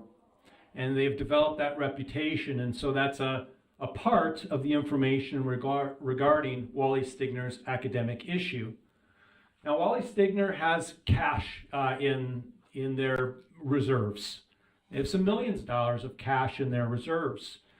But what was thought through was, is it upon anyone to tell Wally Stegner on how to use their reserve funds? Maybe they want to use it for investment. There's a pretty decent return right now. It's okay anyway. Maybe it was for building, and we would have to get into all the details for their construction and building that happens. And so the point is, it was really hard to justify Wally Stegner, even though you have the money and we know that you have built your own safety net, that we believe that you should tap into your safety net and use yours. Instead, maybe it's incumbent upon, as the solution or the issue and solution presented last year, and then came up again this year. So we're talking about a delta, the difference between 1,446 students and 2,100 students. So that's millions, but for a period of time, because this is more of a cash flow issue, and it is not about we need more money issue. But those July and through October months before true-up happens, if you're getting funded on 1446 and you actually have 2,100, you will be dipping into your reserves to the tunes of millions of dollars unless there's a solution. That is just the way that it will go. The cash is needed. And so that provides just some information. And so the conceptual solution was, we can't do it the same way that we did John Hancock. So therefore, where are there places and opportunities and funds that are available to help Wallace Stegner not have to rely on themselves, although that's nice to know that they can do that, They've become a mature organization that's built that up. But what can we do? Because there's a miss. It's not a mistake, it's a miss in the estimate. But that miss has a consequence, and that consequence is many students and many dollars. And so the conceptual solution was, State Charter School Board, you have not used your startup funds to the complete, there's a pretty healthy balance. I'm going to show you the balance in a moment, but $5-6 million. Could that be used to support in a supplemental way? Not to give as a grant, but to use in a supplemental way for cash flow time. And so the concept was given through a collaborative discussion with Utah State Board of Education, with others, and it became really the best conceptual solution of the different solutions that were out there. I'd like us to look a little bit more closely at the startup grant funds, because if I'm you, I'm like, great, we're considering a supplemental fund over $1 million. Do we have the money, right? That's because it was understood that we had the money. I know there's a lot of numbers and a lot of columns here, but the first 1, 2, 3, 4, 5, or 4 talk about carry forward. We went through a dry spell in authorizing, but we are authorizing at this last cycle, and we already have over 10 proposals for the next cycle. We are really in business post-COVID. We're really in business as supportive authorizers, and we see LEAs and schools one. But we had to carry forward. We did give money back. We had a current year revenue, $1,590,000. We actually provided an opportunity for a legislative session to take $1 million back. They might have swept more without us suggesting anything. But we were very happy that their wisdom prevailed in our view, just in that they took $1 million. We wanted to be conservative with that. We paid out American Principals Academy. We paid out others. They actually got reduced from some of the carry forwards at the beginning of the year. We paid out others. We actually think that we have some innovation grants that are going to pop real soon. We have 2 applications in and another 7 that are interested at this time. If we move quickly, and I know Amy Pace is working diligently on that, we could try to still have some go out. So the close of the school fiscal year 24 has a balance of $5,448,000. You would add on top of it the line that says revenue estimate. It's actually a revenue actual, because that's been decided through legislative session. Our 2025 grant awards that are encumbered, and some estimates, just as some estimates, but the encumbered amounts, and this will show up later in today's meeting, is over $3 million. And so the close of school fiscal year 2025, even though we're putting a lot out, $3 million, both in encumbered and estimates, there's still, as you can see, room for a supplemental opportunity for Wallace Stigner to the tune of $1,312,081, which is the exact number that USB helped us to identify is the delta between 1446 and 2,100. And so you can also see, I just think the next few lines demonstrate that as we move into 2026, we're going to continue to spend out of this fund. So we're not depleting it. The wisdom of our finance committee and this board as a whole is we don't want to deplete this entirely, because we want to make sure that we have some sustainability. But by 2026, we have a $500,000 balance if all goes according to the encumbered and the estimates and things like that. But I wanted to show that number because we know the legislators will look at the money again if there's a balance. And we want to make sure that we're ready as a board and as staff to say, we're using the money, we're authorizing. And so I just want to add that. If you could go back to the other slide, the presentation is nearly over. So that's looking more closely at the startup funds, hopefully trying to prove out that yes, there is a comfortable amount of money to be used as a supplement. Are there hurdles to do this? That would be another question. And we don't see any right now. If you could go to 2 slides forward, Ms. Stephenson. The biggest hurdles would have been, what does the State Board for Education view this as? And what does the legislative finance view this as? So in board rule, and we know that many vetted this, including Deputy Superintendent Angie Stallings, vetted, and the board rule does in fact provide here the state charter school board shall determine amounts and conditions for distribution of state startup or implementation grant funds. And so we see that we're okay with that. We not only are perceiving that we're okay, through our collaboration, we've been told that we're okay. And then the second is based on conversations with USB, basically setting aside a supplemental fund to be used at the discretion of state charter school board is both allowable and recommendation. That's just underscoring what I was just saying.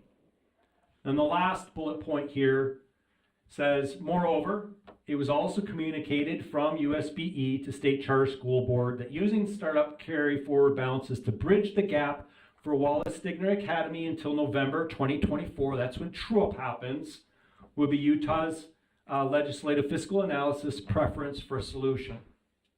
We're trying to give this board the information that, back to the slide 2 before,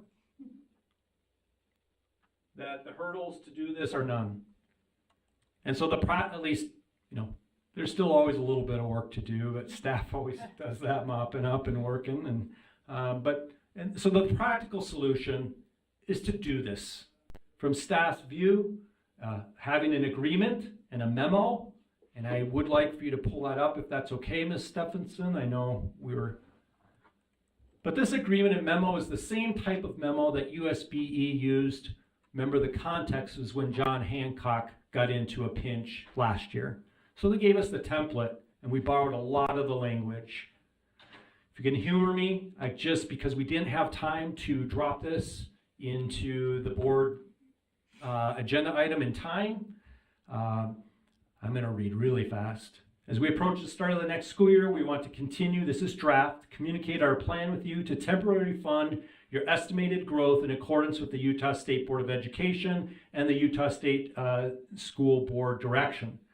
The set aside a maximum amount, this was calculated, this is me going off script, but it was calculated by USBE. They figured out Ks and middles and high schools and all of that detail that's needed. And that $1,312,000 does provide the cash flow early in the school year where they don't have to use their own solution because there was a miss. The action is largely due by the difference in the Common Delta community estimate and the actual enrollment data being reported now and projected for the years beginning. The State Charter School Board will check or set aside will come from the State Charter School Board Startup Grant Fund. These funds will be returned via check as soon as possible by mid-year update process. The minimum school program allotment amounts will change at mid-year depending on a variety of factors. A little bit more detail in the next section. It just further identifies the delta between 1426 and then also the 2100. It also captures that they believe they have a very high probability of being at or near their cap. We have as staff verified that. And so it talks about if they fall short of 2,100. We're going to verify the enrollment each month so that we're not giving more than what would actually be due either. And so you can see if they have 2,100 students or more, because there's a max amount that we thought the solution said, let's have a max amount, because otherwise we're dealing with, we don't know. It's a little more ambiguous. But the max amount is that 1,300,000 broken down into 4 payments of 328.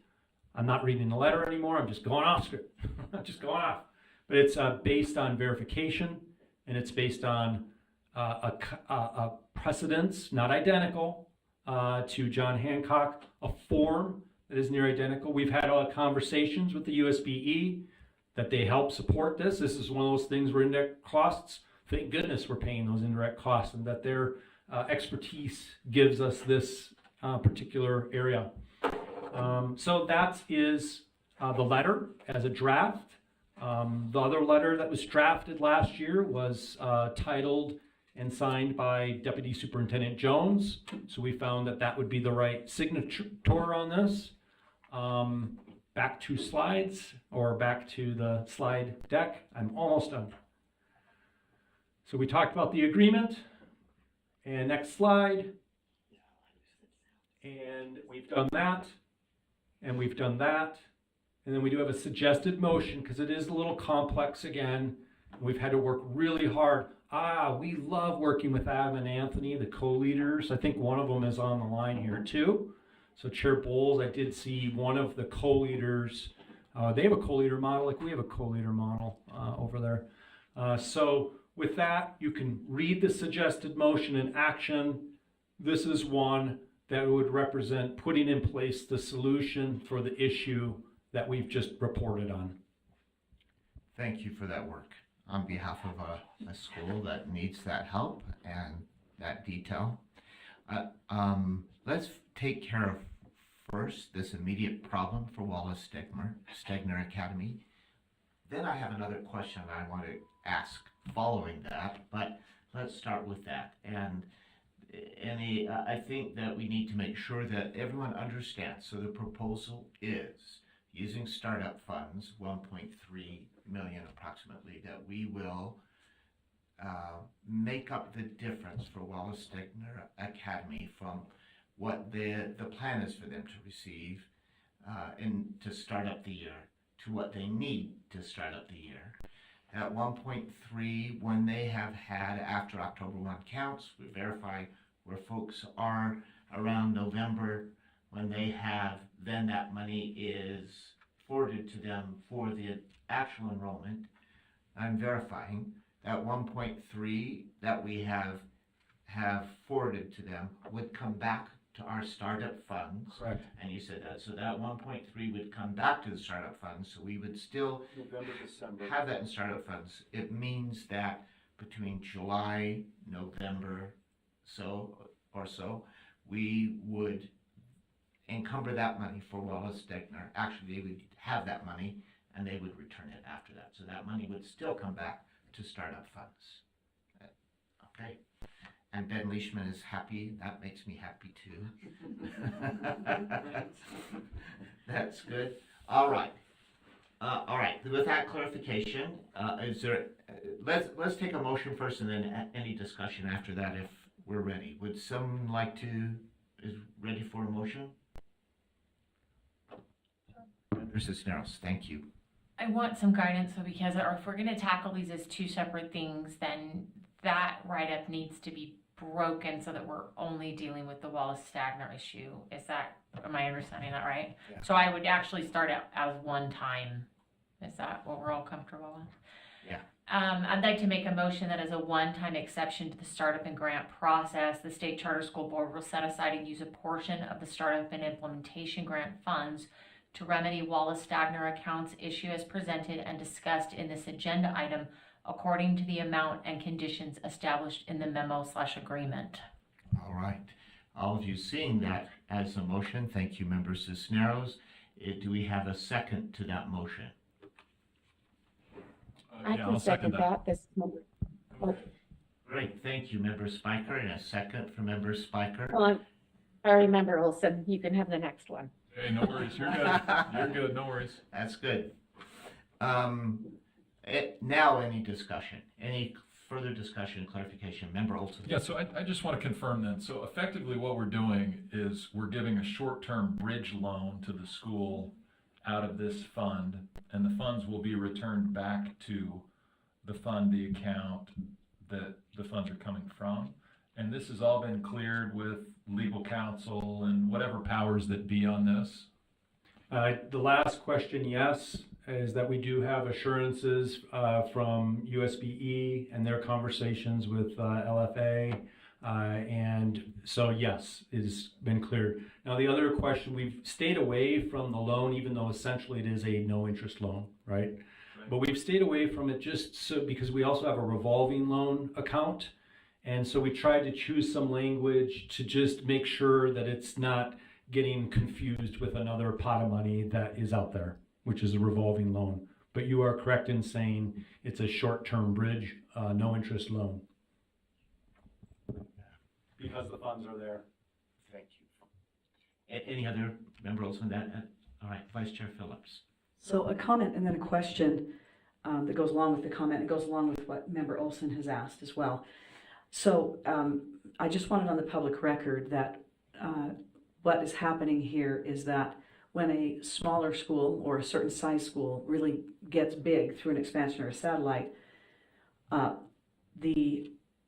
because the July 1 allotment is based on previous historical numbers, you find yourself, unless you are a very large LEA with a lot of economies of scale and a lot of money in the bank, you find yourself trying to operate a much larger school based on your July allotment, which is based on earlier numbers, than you're able to do with the July allotment.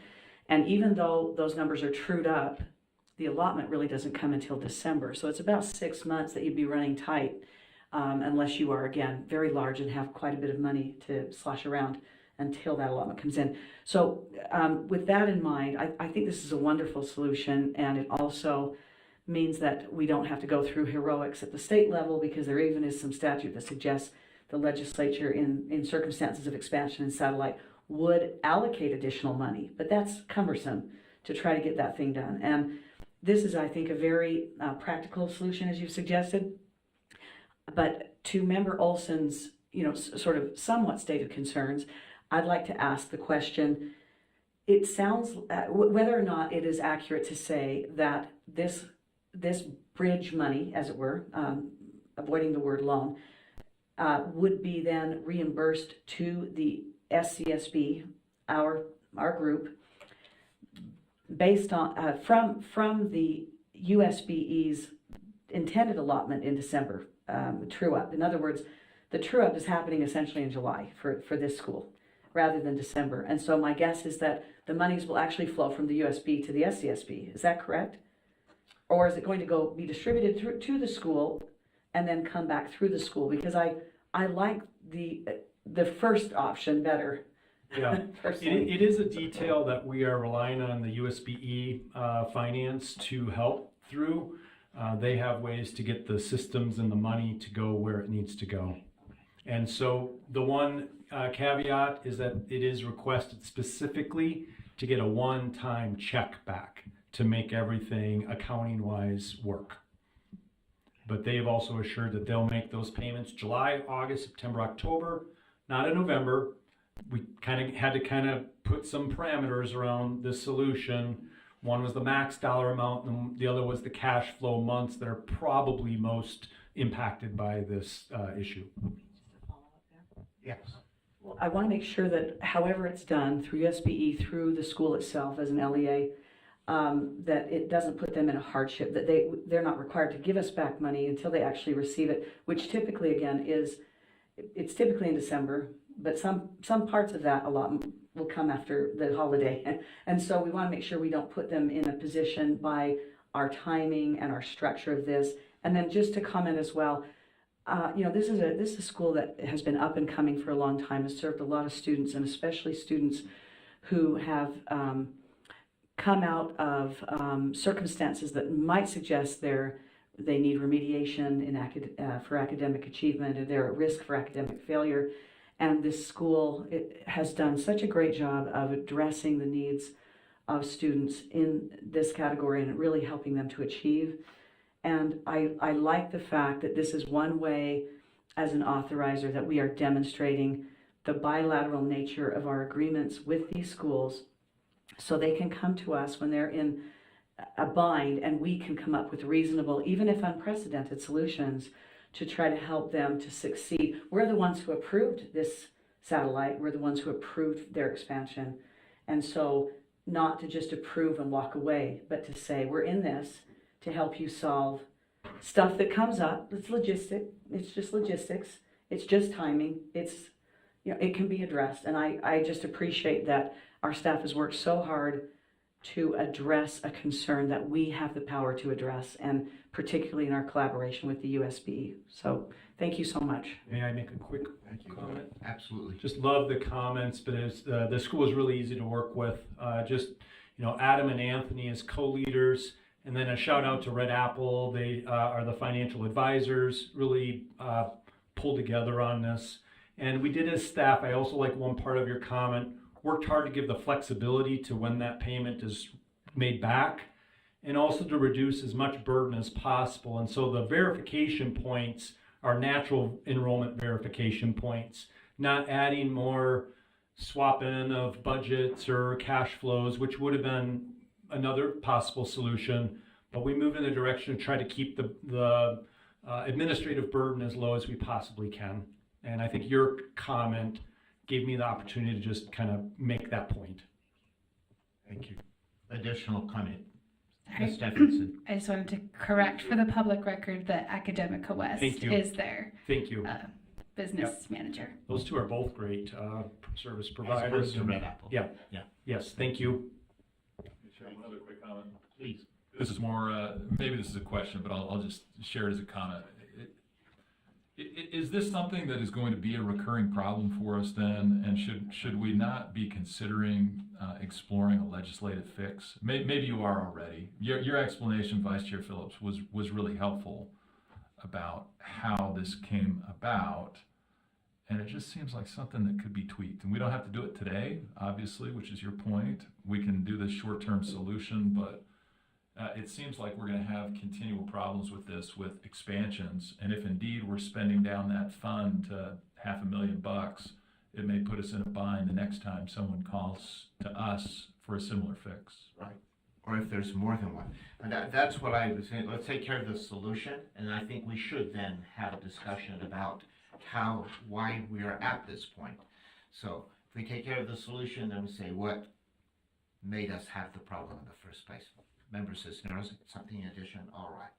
So let's if everyone's ready for a vote on the motion.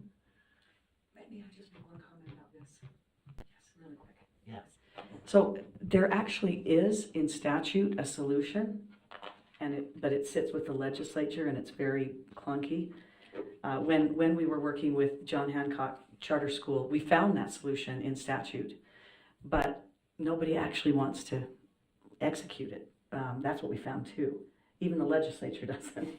And so I think going back to that language that's already in statute and revising it, but then the obvious solution is probably for us to have an account for that, or for them to account in our allocation for that, so that they're not always looking to take back our money if there's a surplus, that we actually can have something that's perhaps labeled as that particular use. Yeah, for that purpose. For that And we purpose. can't access it for anything else. Exactly, so that it's its own allocation, because ultimately there's already a statutory remedy and nobody wants to execute it. So let's get a different one. Clean up. Yep, there it is. That's helpful. All right. Any additional discussion? Seeing none, then we'll call for a vote on the motion. All those in favor say aye. Aye. And Member Aye. Swecker, I'm hearing you as well. Thank you so much. Yes. And so that passes unanimously. We'll move forward with that solution for Wallace Stegner. Now, I still want to talk for just a minute about how do we come into this problem? How does it happen? I mean, if it happened to 3 or 4 schools, we couldn't have had that solution. We wouldn't have had that solution. And though John Hancock may be slightly different because they were starting, right? And so their situation was slightly different. Still, there are that same amount of students. It's not like those students have been materialized from somewhere, right? They're in the state. There's an allocation for them, just not allocated to that school. And so what can we do maybe to help that Common Data Committee to have better information so that they can more accurately assign numbers to schools? What could we do to help? What maybe some additional solutions? And obviously I don't know all of the process, but yeah, Member Cisneros first. Go This ahead. is what I was thinking before, and having been part of the Common Data Committee prior, it was fascinating to me to know how much actual, real, they bring in demographers, and I mean, the amount of work and brain power that goes into that number that goes into the budget committee for the legislature, and then the numbers that are churned out. And I think staff historically, and I would assume is continuing, negotiate very hard for our schools. But what happens or had happened historically to the detriment of the school was the exact opposite problem. Schools not realistically looking at their numbers and fighting to hang on, and then they were being overpaid in July, and that's almost more painful when your budget gets ripped back from you half year, because the schools, as you can imagine, are not real good if you're given money to tuck it away to have it yanked back. And so we've historically had to say, okay, well, you're going to get underpaid because you're overinflating your numbers. And all enrollment dropped, and we've watched it drop across the state as demographers have predicted. Even when I was on staff, the demographers were predicting the numbers that we see now of public school enrollment.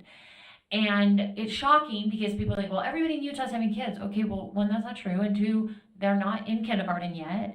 And yeah, so, but it was fascinating to be part of that process. What's been more fascinating is to watch the shift from a traditional public education out into home, out into private, and an increase in charters. But it's going to take a couple years for us to write those numbers from where we dropped COVID and where we are rebounding now. I think what Wallace-Stagner is having is a fantastic problem to have. But I don't think this is one of those where we go, oh my gosh, let's panic. I think it's the numbers will right themselves every year as we start to see where these public ed kids are landing. And I think the schools themselves need to be a little bit more authentic about where they're going to be in not over projecting. I think Wallace-Stagner was actually wise in reading the tea leaves of the conditions and saying, let's be really conservative with the number of students that we have. But then also not saying we're not going to invite you in, we're going to put up artificial barriers to enrollment, because we wouldn't want them to do that either. So I don't see this as this, oh my gosh, this is all of a sudden the floodgate's going to open and everybody's going to be asking us to backfill. I think also the numbers here were so dramatic that one, it speaks to Wallace-Stagner's success and reputation in the community, but that's got to be an outlier, right? And if it was 100 kids you're off, well, you're going to have to dip into your reserves, right? Well said. Thank you. Yes, please. Just great points that you make, everyone. And I think just a point that I have is just there's a lot for us as staff to learn about the CDC. So as you talk about that process and everything that goes into it, we do see and have respect for that process. And because we haven't been through a full cycle, Marie and I started late October. And so it's kind of like one of those things, let's ramp up and understand what some of the opportunities are to include some other factors in the algorithm right here, right? Maybe Utah Fits All needs to get factored in, things like that. So those points are just really good ones. Thanks. Yes, Vice Chair Phillips. So a quick comment about this. As I've been sitting here thinking and listening to what Member Cisneros and staff have said, and Member Olson, one of my thoughts is we have more of a responsibility here. And by that, I'm not criticizing us, but I'm saying we know when we authorize a big expansion or a satellite, we already know the size of the original school in terms of enrollment. And obviously they're growing because we're authorizing an expansion or satellite. And that's well in advance of when it happens. And I'm wondering, and we had never experienced this sort of time lag on allocation and allotment until John Hancock. But now we've experienced this twice, right? And, fool me once, right, kind of a thing. So at this point, when we know that's happening because of what we authorize, we should have a lot of lead time that we have not, it hasn't really been top of mind. It hasn't been on our radar before. Now it is, because we've helped negotiate what happened successfully, I might add, for John Hancock, and then we've now stepped in a big role for Wallace-Stagner. So my thought is, maybe as we're authorizing, and it should never be a barrier for us to authorize and approve an expansion or a satellite, but it should be sort of top of mind. Oh, we see you're going from tiny to big. We need to start on that the minute that vote is done, right? To make sure that we have, because typically we do have time. There is a legislative session intervening between the time we authorize those big expansions and satellites and the time that those load up and become, operational. So we would actually have time to point out that very large discrepancy and perhaps have it addressed very naturally within a session. So I just think one of the responsibilities we should have as a board is to make sure that we are thinking that way ahead of time and helping the school. This is a great solution that we've come up with, but there also might be others if we act in a more time-sensitive fashion.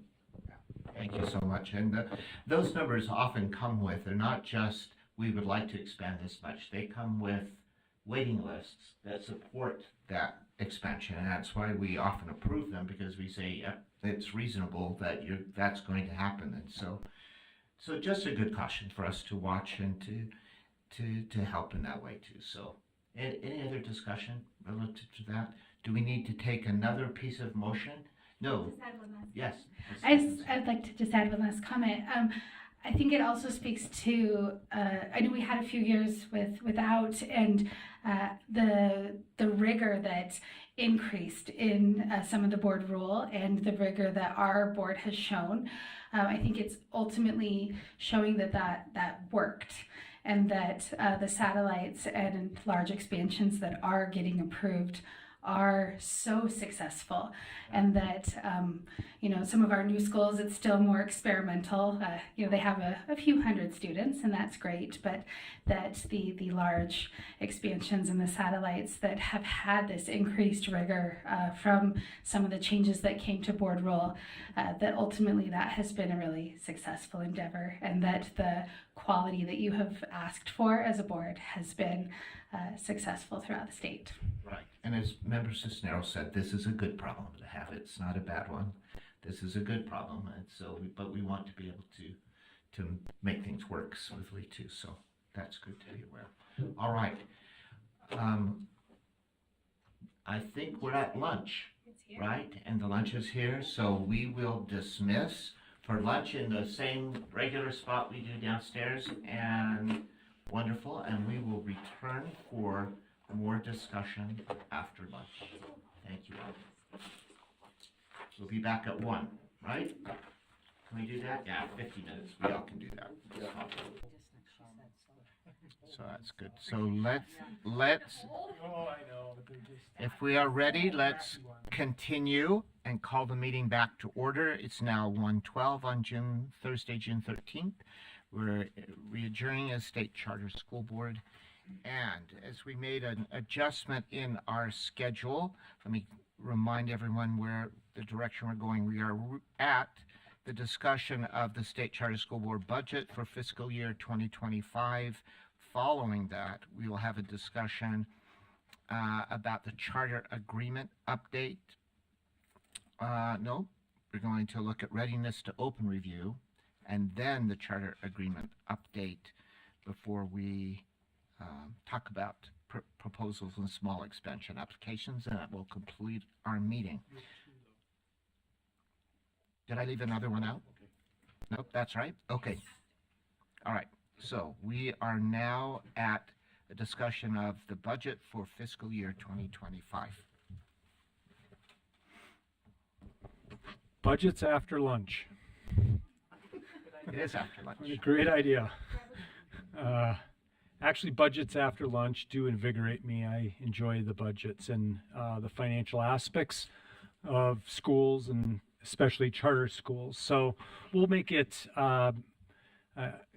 so a couple of bullet points just to highlight what we're going to look at, what we're going to do, just what characterizes the budget work that the State Charter School Board does.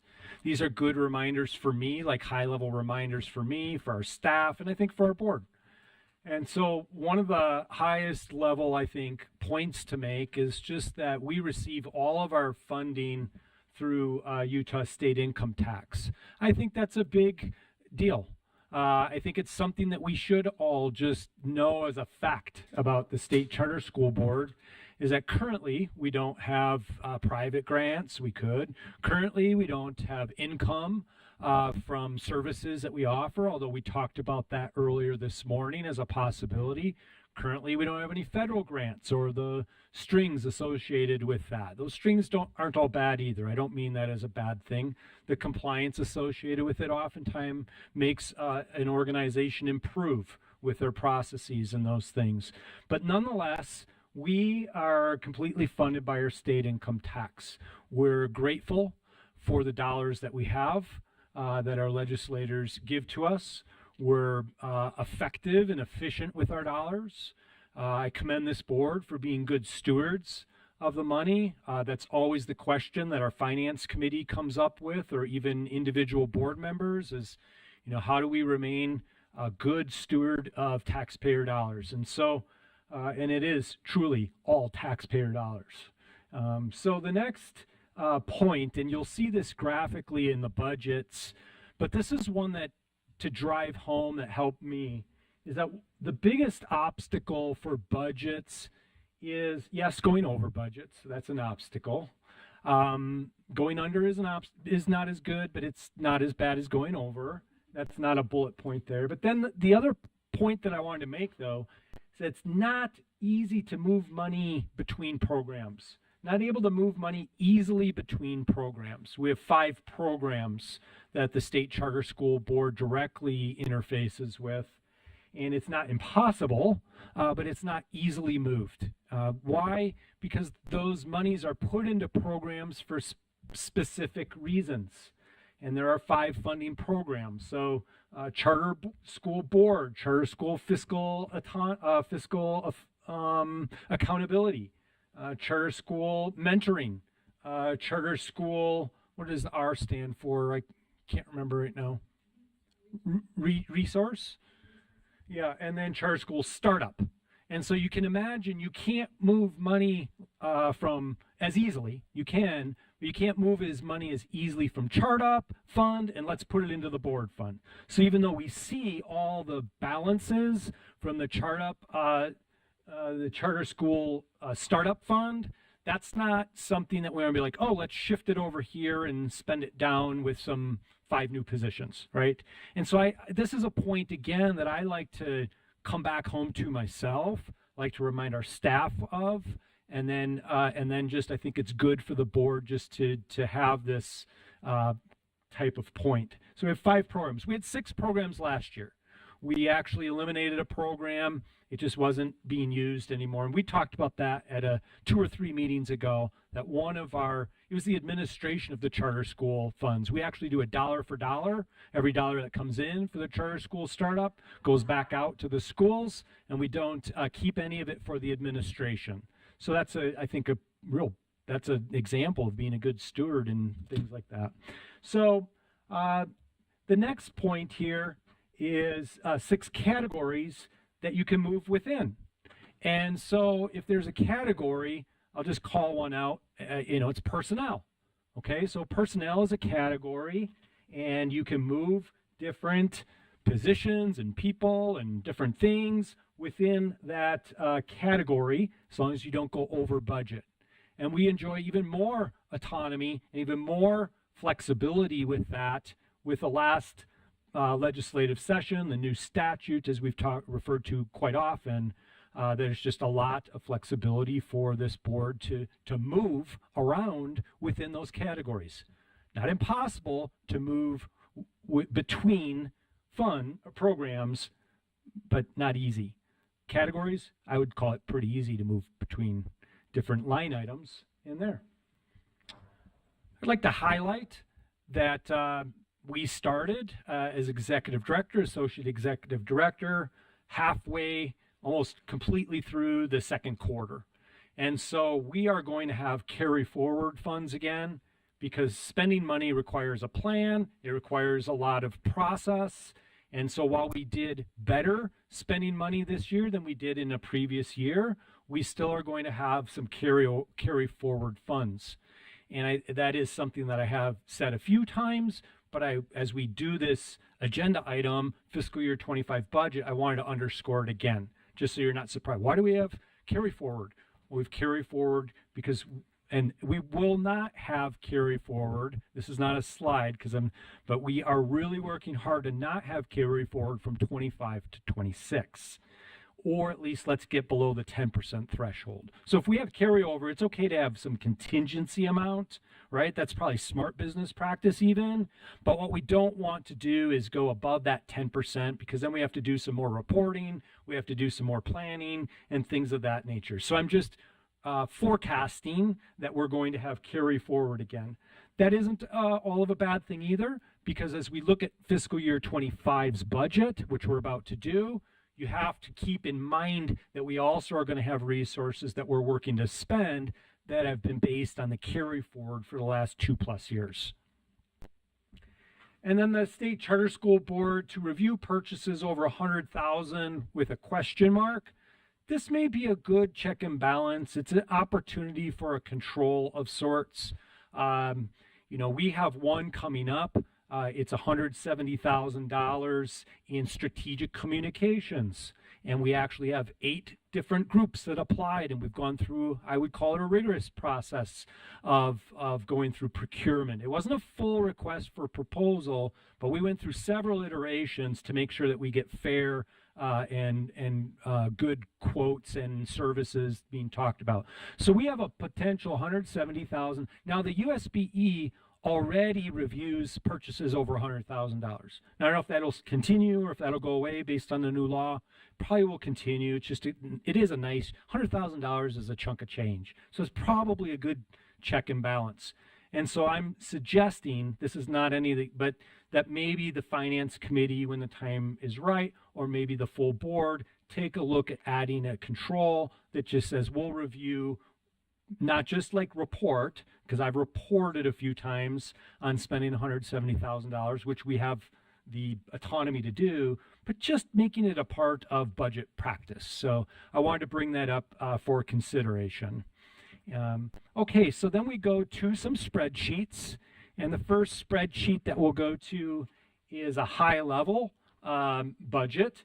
It's the one that you have already has already gotten some financial committee review. They worked on it, looked at it to some degree. This board has already taken a motion to approve it in its high level, right? In its high level that they already approved it. The State Board of Education has already approved this at their high level. And so this is really coming down to what we got. And if you could scroll up to the top of this particular spreadsheet, we're going to start by taking a look at the budget for next year. And we'll look at some details too. It's the next spreadsheet. But in this particular one, row 11 or 6, depending if you're looking at the row or the number, that's the fund that was eliminated, okay? Or the program, not fund. That was the program that was eliminated. And the reason is that the Startup Funds Administration wasn't something that we were really doing. And so we shifted the money into different programs. Again, it's not easy to do, but when you have the support of the USBE to do it, it becomes all that much more easier. They actually suggested, can we eliminate a program? We said, yes, let's eliminate a program. Makes it easier. So you can see that. You can see just the program numbers. And so the CHBD all the way through CHFA are those programs that are difficult to move. They're not as easy, right, as I talked about.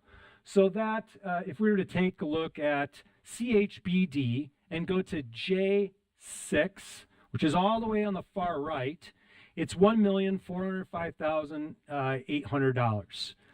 We can't just easily, quickly say, let's add $100,000 more to that particular program by taking it from the charter school mentoring program. That's what the first PowerPoint slide tried to demonstrate, and I tried to explain. That's not an easy task. That said, the costs inside of the categories, personnel was the one that I used as an example. You can see other ones like, let's pick on another one, is charter pass-through amounts, right? Those are easier to move around within those categories. So at the top, we have our current budget. In its state where we have our different programs and we have our different categories. This is a look that this board, I believe, is familiar with. This is a look that we used last October when we revised the budget, we actually had to do a little revision between categories. And so when we did the revision between categories, we moved some personnel money over to services, which is going to be called current expense. So we actually moved that. This year, we're actually moving that back into personnel. We have rounded off our positions, with the position of the strategic growth. We are looking to add, exploring that. And so it's moved. But the revised budget here then is what we are operating underneath right now, of which there'll be a carry forward amount. The last table here, I think, does a really, and scroll Marie up a little bit or down. Yes, thank you. The last one just shows the difference between fiscal year 25 and in fiscal year 24, which we're operating in. And so we revised and shifted the current expense or contract services last year. We're shifting that back. We did that because there were a lot of vacancies in, August, September, October, right? And so we not going to be able to spend all of that. We shifted it within, okay? And so this shows the differences. The biggest differences I've just highlighted, which is that personnel will have some more money in that category, and that the current expenses will have less money in that particular category. The other ones, we increased out-of-state budget. That's because we're hoping to go, we are going to NACSA regardless, but we might present or we might not present based on how our proposal goes. But either way, there's attendees that are going. We really enjoyed Chicago, as you know, so out-of-state travel got bumped up just a little bit here. I'm not concerned about 2025's budget as much as the 2026 is going to be really interesting, because 2025, back to the first slide, we still will have the carry forward to fill and plug and kind of fill in some different places. We want to spend that money. We should spend that money.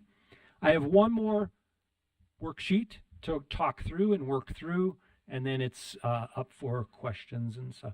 So if you go to the first tab, this is from USBE. As we collaborated with them, they gave us this product. It's kind of long and a little bit, so the pivot table on the next tab, I think, more nicely organizes this financial information. And so by just doing a simple pivot table on the data that we worked on with USBE, that was approved by this board at a high level, we end up with, across the top right here are going to be the programs. I put them in different colors. Actually, CHBD and CHFA are in the same color because they act similarly in that they are operational. One's board operational and one's kind of fiscal operational, but they work very much like each other. That's why you find building and maintenance costs in two places. And that's where we had a little bit of a question about that in the last meeting. So buildings and grounds, 7,200, 4,800 in the two different categories. Right here is the 12,000 that we were referencing earlier. And so I think that, again, the pivot gives this board the opportunity to just see some of the specific expenses within a category that can be easily shifted. Remember, I made that point, it is movable. Okay, so my example earlier was if attorney fees came in less or planned for less to be 70,000, it could be shifted to other things. For example, printing and binding. If you had a big printing job, a 15,000 printing job, that'd be pretty amazing. Okay, so those the greens also operate very similar to one another. They only have one line item, one object code associated with it. And it's going to be that we pay out professional development and technical services to our association, to our network group, to others through a competitive process. It's not just them, but it is a competitive process as well. Those are the 200,000. So the two greens in D4 and in E4 operate really close to each other, right? Because they both provide resources for the training and the mentoring. And then the yellow kind of stands out on its own as well, because that's the Charter School Startup Fund, SU. And so the Charter School Startup Fund, if you were to scroll down just a little bit, Marie, you can see that all the expenses happen there as a pass-through. In this case, it's a pass-through from us to the LEAs. You see earlier pass-throughs in column B and in column C right there, and scroll back up, Marie. She's a great driver. CHBD and CHFA, those pass-throughs are the indirect costs, okay? So scroll back down just a little bit. So if you add the 143,100 and the 71,200, that gets us to the number that we were referencing earlier, which was the indirect cost of being a little less than 250,000, $250,000. It's like 215, I think it is. But you can see that amount there. So scroll back up one more time, Marie. You can see some of the details. I'm sure you're doing things like I do, like human resources. Well, earlier, Dr. Kramer said that there's another place for human resources. Well, there you see it, right? You're probably identifying other specifics. And I think that's what this board can do, is see how we're spending our money, not just at a high level, but to see some of the detail around it. And I just felt like this pivot table definitely helps me, and hopefully it just helps organize it a little bit for you. And so then one or two more points is down column A then in gray are all the categories again. So across the top was the programs. These, each one of them, I talked about travel out of state. If you could scroll down there, you could see that the travel out of state amounts are the 5,300, the 1,000, the 50, and the 6,900. Okay, for different things. One's for lodging, one's for meal replacement. You know, high level, it's travel out of state. Detail is some of this is meals, some of this is transportation, some of this is lodging. So you can see the specific breakdown. And it's easy to move funds within those categories. So if all we did was lodge and we never ate, that money could be moved. But that wouldn't be very good for any of us. So yes. So this pivot is the idea is to give the board some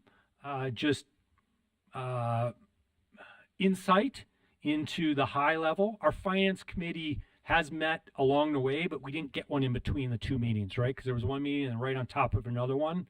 But they are aware of the first PowerPoint slide and then some of the high level and then in detail. And so that was the presentation. We have one other part of this presentation, but I think a pause here would be good because the other thing is related but different than this budget here. Oh, thank you. And so are you looking for a motion on this piece of the budget first? Yeah, please. If I may ask, Chair, thank you. I noticed that we're only adding $500 to the in-state, and the only reason that I'm questioning that, and maybe you're going to say to me, oh, that's plenty. But I know that one of our emphases has been to reach out to our schools and to be a presence in person. I know you do a lot of really great virtual work, which thank you, COVID, for a couple positive things, right? Yes. In the midst of tragedy. But I'm just hoping we've budgeted enough so that nobody feels like, oh, we can't make that trip down to St. George, or we can't go up to Cache County, or we can't, I want to make sure that particularly in the winter, there might even be times when we have to stay over, right, in order to be there first thing in the morning for a school. So I just want to make sure we have enough money for you guys to do your increased focus there. I love it. So row 39, thank you, Marie. It's the 1,950 that we have as a sum total for in-state travel. And that may not be enough. This is where I say to kind of counter is that we will have those carry forward funds.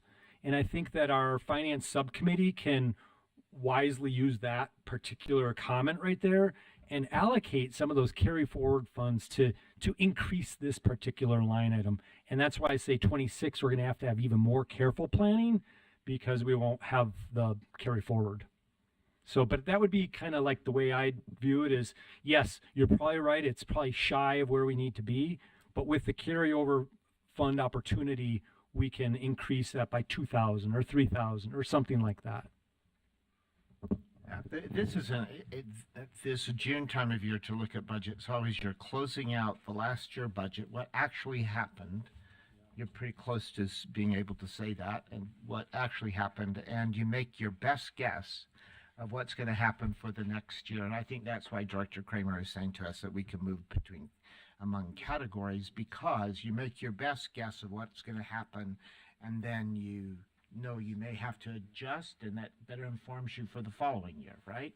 So this is closing out one, but right now I think you're asking for a motion for us, not really relative to the close of the fiscal year 24 budget, but you're asking for an approval of best guess 25 fiscal year 25 budget. Yeah, Is that accurate? I do think just that you've had the opportunity to review, and that you support this resource. It is an adequate amount of resource, and I think it'll be used both in general terms and then specifically. So I think it helps, although it's kind of already worked in with your last motion a couple months ago, and then the Utah State Board of Education's motion to approve it.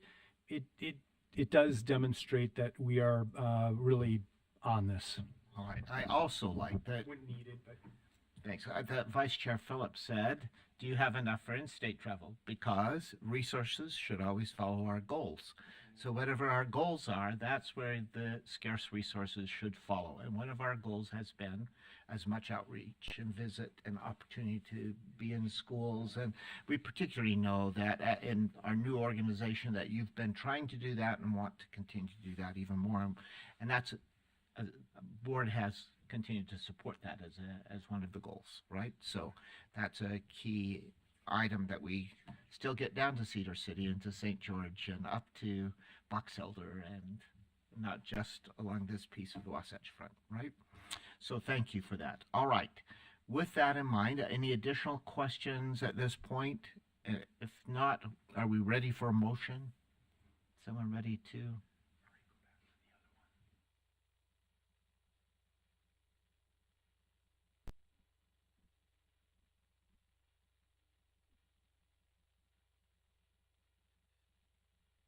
This is Member Spiker. I'm happy to jump in and make a motion.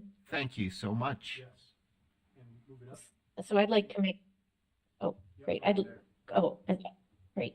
I'd like to make a motion to approve the fiscal year 25 budget.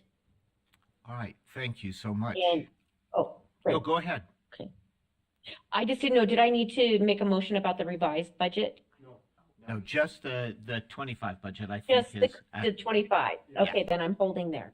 Thank All you. right, thank you so much. So a motion from Member Spiker to approve the proposed fiscal year 25 State Charter School Board budget. May I have a second to that motion? Do I have a second to that motion? Yeah, I'll second that. And Member Olson, a second to that motion. Any further discussion, questions?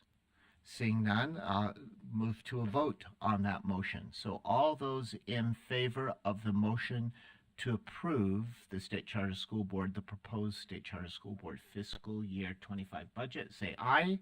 Aye. And Aye. and any opposed, nay? I thought I heard every voice, so that passes unanimously. We've got money. You've got money. It can move forward and begin when it turns July 1, Thank right? you, Chair Bowles. One more aspect of the fiscal year 25 budget, and I think, Marie, if you join, yes, thank you so much. And so in years past, you've seen this in a consent agenda item. This year, we thought we'd put it into the fiscal year 25 budget agenda item. These are the startup grants that are encumbered for fiscal year 25. Some of them are still from our older policy related to startup and grants funds. So when you see the top, it says 3 of 3. We no longer have 3 years of managing any grants, but these schools, John Hancock, Elevated, American Principals, Wally Stigner, those are all schools that were afforded this grant, given this grant prior to the board's May 20th decision for the new process, policy, procedures, and the forms. And so Lisa does an amazing job in our office as a financial specialist, keeping track of these. And this is really her agenda item in many ways, because this is what then gets processed through grants and then gets ready for payment, if I'm saying it right, Lisa, early in the fiscal year 25. So with your approval to these, and I stopped halfway through because you'll recognize Thrive Point and Verizon, our new schools, and then you'll recognize some of our new satellites and large schools, and those enjoy different higher amounts, and they also enjoy it put into 2 years instead of 3 years, at least in the case of satellites. And then for large school, we haven't had large school before, so this is really exciting to see in the large school, $400,000 there. So $2 million is a good amount of money to push out for encumbered. There's still going to be some estimates, like innovations and stuff like that are part of this, but these are the encumbered. And so that's usually done in a consent agenda item, and I now know why, because I talked about it for 10 minutes. I could talk about budgets and numbers for a while, but this is Chair Bowles for a motion to approve spending out these grants encumbered amounts in this way. So it's right, Lisa? Yeah. Okay. Anything you want to add, Lisa, to that? You're welcome to if you'd like. Yeah, thank you. All right. So knowing that, partially I'm thinking also we're approving potential money, but we'll later approve their readiness to open and their and the potential for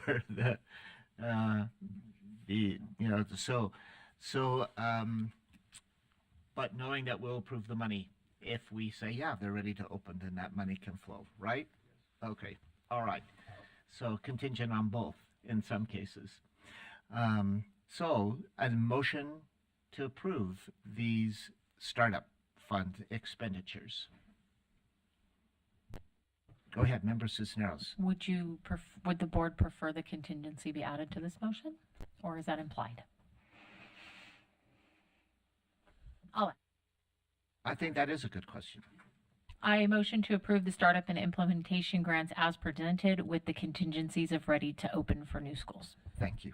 All right, that's, I think, important to put in, because otherwise cart before the horse, right? Yeah. I will second that motion. And a second to that motion. Any discussion? Not seeing any. The motion is to approve with the contingency of approving readiness to open. All those in favor say aye. Aye. And that's unanimous. So those funds are approved. And then if we approve them readiness to open, that money will flow in those two cases and to others. All right. Let's then move to our next agenda item, which is a discussion of readiness to open. And so let's look at that. And I believe that is Ms. Stephenson. Are you doing that? Yeah. Yes, All I right. am. Thank you. Thank you, Chair Bowles. All right, so we have 3 schools that we are checking on their readiness to open and that are in need of certification from the State Charter School Board. That would be Elevated Charter School and American Principals Academy. Those are our 2 new schools. And then, of course, Wallace Stigner Academy that we've been discussing today, which is a new satellite. And as a reminder, the statute or rule that this comes from is Board Rule 277552, Part 3. And that talks about how the charter school that's getting ready to open can receive those state funds. And this is where their minimum school program funds come from. And they can only receive that if their authorizer certifies to the superintendency before June 30th that and then there's a long list. So we're actually going to go through that list together and trying to figure out the most efficient way to show that as we were looking at this. We thought we would just put each item on there and show the 3 schools if they are ready or not with each item. So item A is that the school meets the requirements of subsection 2. I did not grab subsection 2, but I just gave a little IE right there, which was all the requirements for startup funds. All of these schools have been receiving startup funds for the past few years. So yes, they have met those requirements and continue to meet them. And so yes, Section A is met, that they continue to be eligible for those.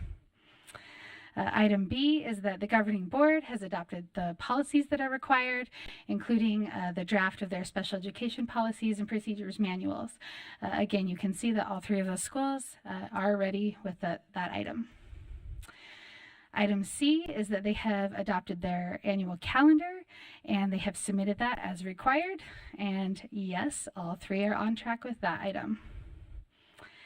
Item D is that we've received their facility contract. We did put not applicable here because that actually changed. That reference to code there, the code changed during this last legislative session. So as a note to us, we will want to work with USBE to adjust this board rule as it reads right now.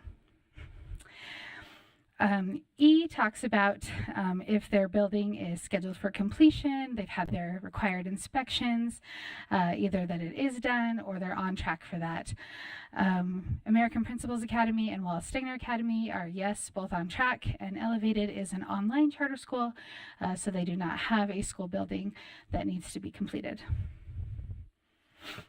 Item F talks about if they have hired an executive director and a business administrator, or if they have a third party that they're working with, and that they have established the policies of what that looks like working with their third party contractor. And so yes, all 3 schools have also met this item.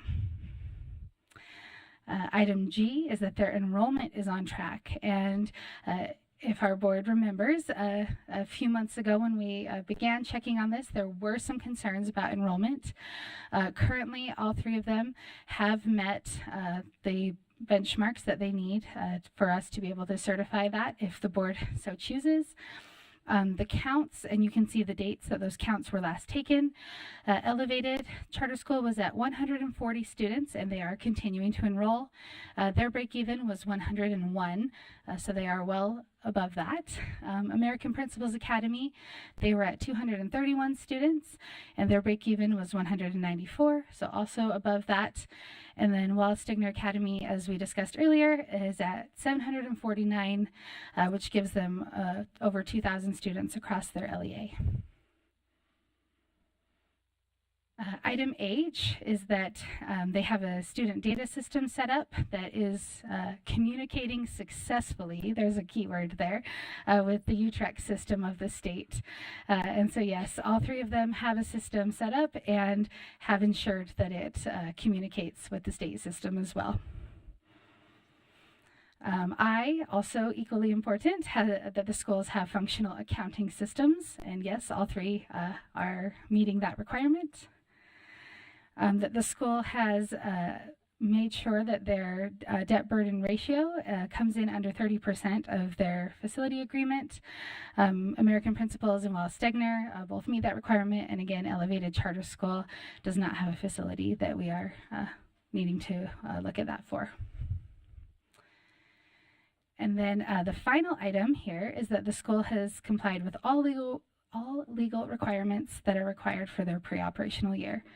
And so, yes, we can say that all 3 schools have met that requirement. So, as far as staff can tell, all 3 of our schools have met all of the requirements from this board rule, and that would complete our report to the board if the board would like to take action to certify that for the superintendent. Thank you. Would you just remind us how the statute changed so that item D, I think, was it D or E? E maybe that. Why we don't need, why it's now not applicable for those folks relative to facilities?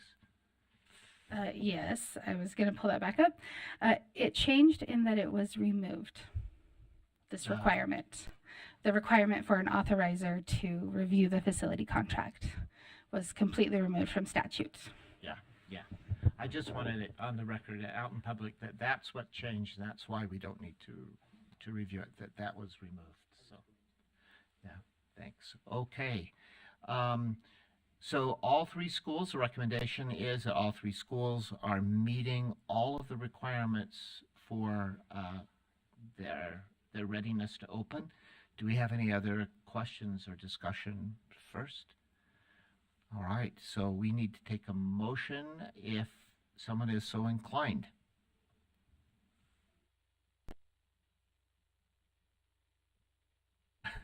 Thank you, Rebecca. Why break the pattern? Okay, but I literally just it just went white. Readiness to open. Oh, That we readiness. approve their Okay. readiness to open. We certify that they are ready to open, so that can go to the superintendent then to. There's nothing there.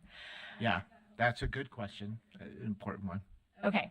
I would like to make a motion that we certify Elevated Charter School, American Principals Academy, and Wallace Stegner Academy as ready to open, certified to the superintendent that these schools are ready to open.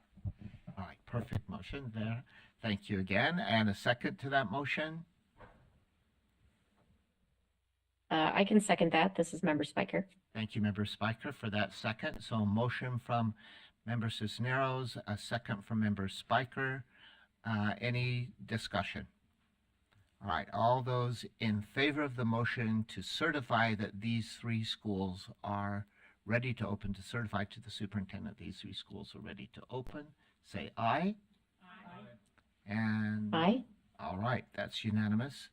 And so we can make sure the superintendent is aware these are three schools ready to open, and we add 3 new schools to the state, which is so great, right? Okay, and now we are at item, I put numbers by so I'd remember. We are now at the discussion and action item that was originally scheduled at 10:45 if you're following on your agenda, the State Charter School Board Charter Agreement Update. And thank you, Director Kramer. So we put out front just what we're hoping for today because of the work that has gone into it. We're hoping for a final review and to seek to finalize with a board motion with a simple suggested motion to approve the revised State Charter School Board Charter Agreement, or one that says approve it with minor edits and changes made by State Charter School Board Administration and AAGs. So we gave an option there. If we still are falling a little short, we still wanted to try, if possible, to move forward with this one. So that's the end in mind. So State Charter School Board Charter Agreement Update. We had the agenda item in numerous board meetings. We had the topic in numerous board committee meetings. It was a task started and completed by former AAG Kevin Olson and reviewed by new AAGs. And it's been posted through public notice, and we sought public comment, and those things are all done. At the last board meeting, why there's a break is at the last board meeting, it was a motion to create I don't know if it was a motion or just direction. It was something that we definitely felt we had to move forward this way. But to put together an ad hoc committee to form it and to meet, have that ad hoc committee meet to finalize what we're calling the insurance section. And that's been done. I want to just call out a couple of people that were a part of that ad hoc, thank them for their service, because it is time out of your schedule. And so one of the individuals was Angie Stallings, our deputy superintendent. She provides great insight into a lot of things, including legal areas. And we thought it really good to show that collaboration, of course, here with them. Member Olson, and with his background as an attorney, and also part of our authorizing committee, was an important part of the ad hoc committee. And Vice Chair Phillips actually was raising some of the good questions and points around it, and brings so much to this topic as well. And so I think it was even a directive that by Chair Bowles that Vice Chair Phillips make sure that she's on a committee, and so we did that. And so I just want to call out those people that served on that committee. We also talked with an individual board member. Member Cisneros has a lot of insight into operations with her previously serving as staff. She also was raising some good points as it relates to, in this case, it was not related to the insurance section, but was related to the performance standards sections. And so we talked with her a couple times, and we appreciate your insight and your work. And then a real shout out too to our new AGs, both. Nicole, you in particular really stepped into this role, and you're just such a valuable member of our team. I'm getting choked up already because you really are working your tail end off.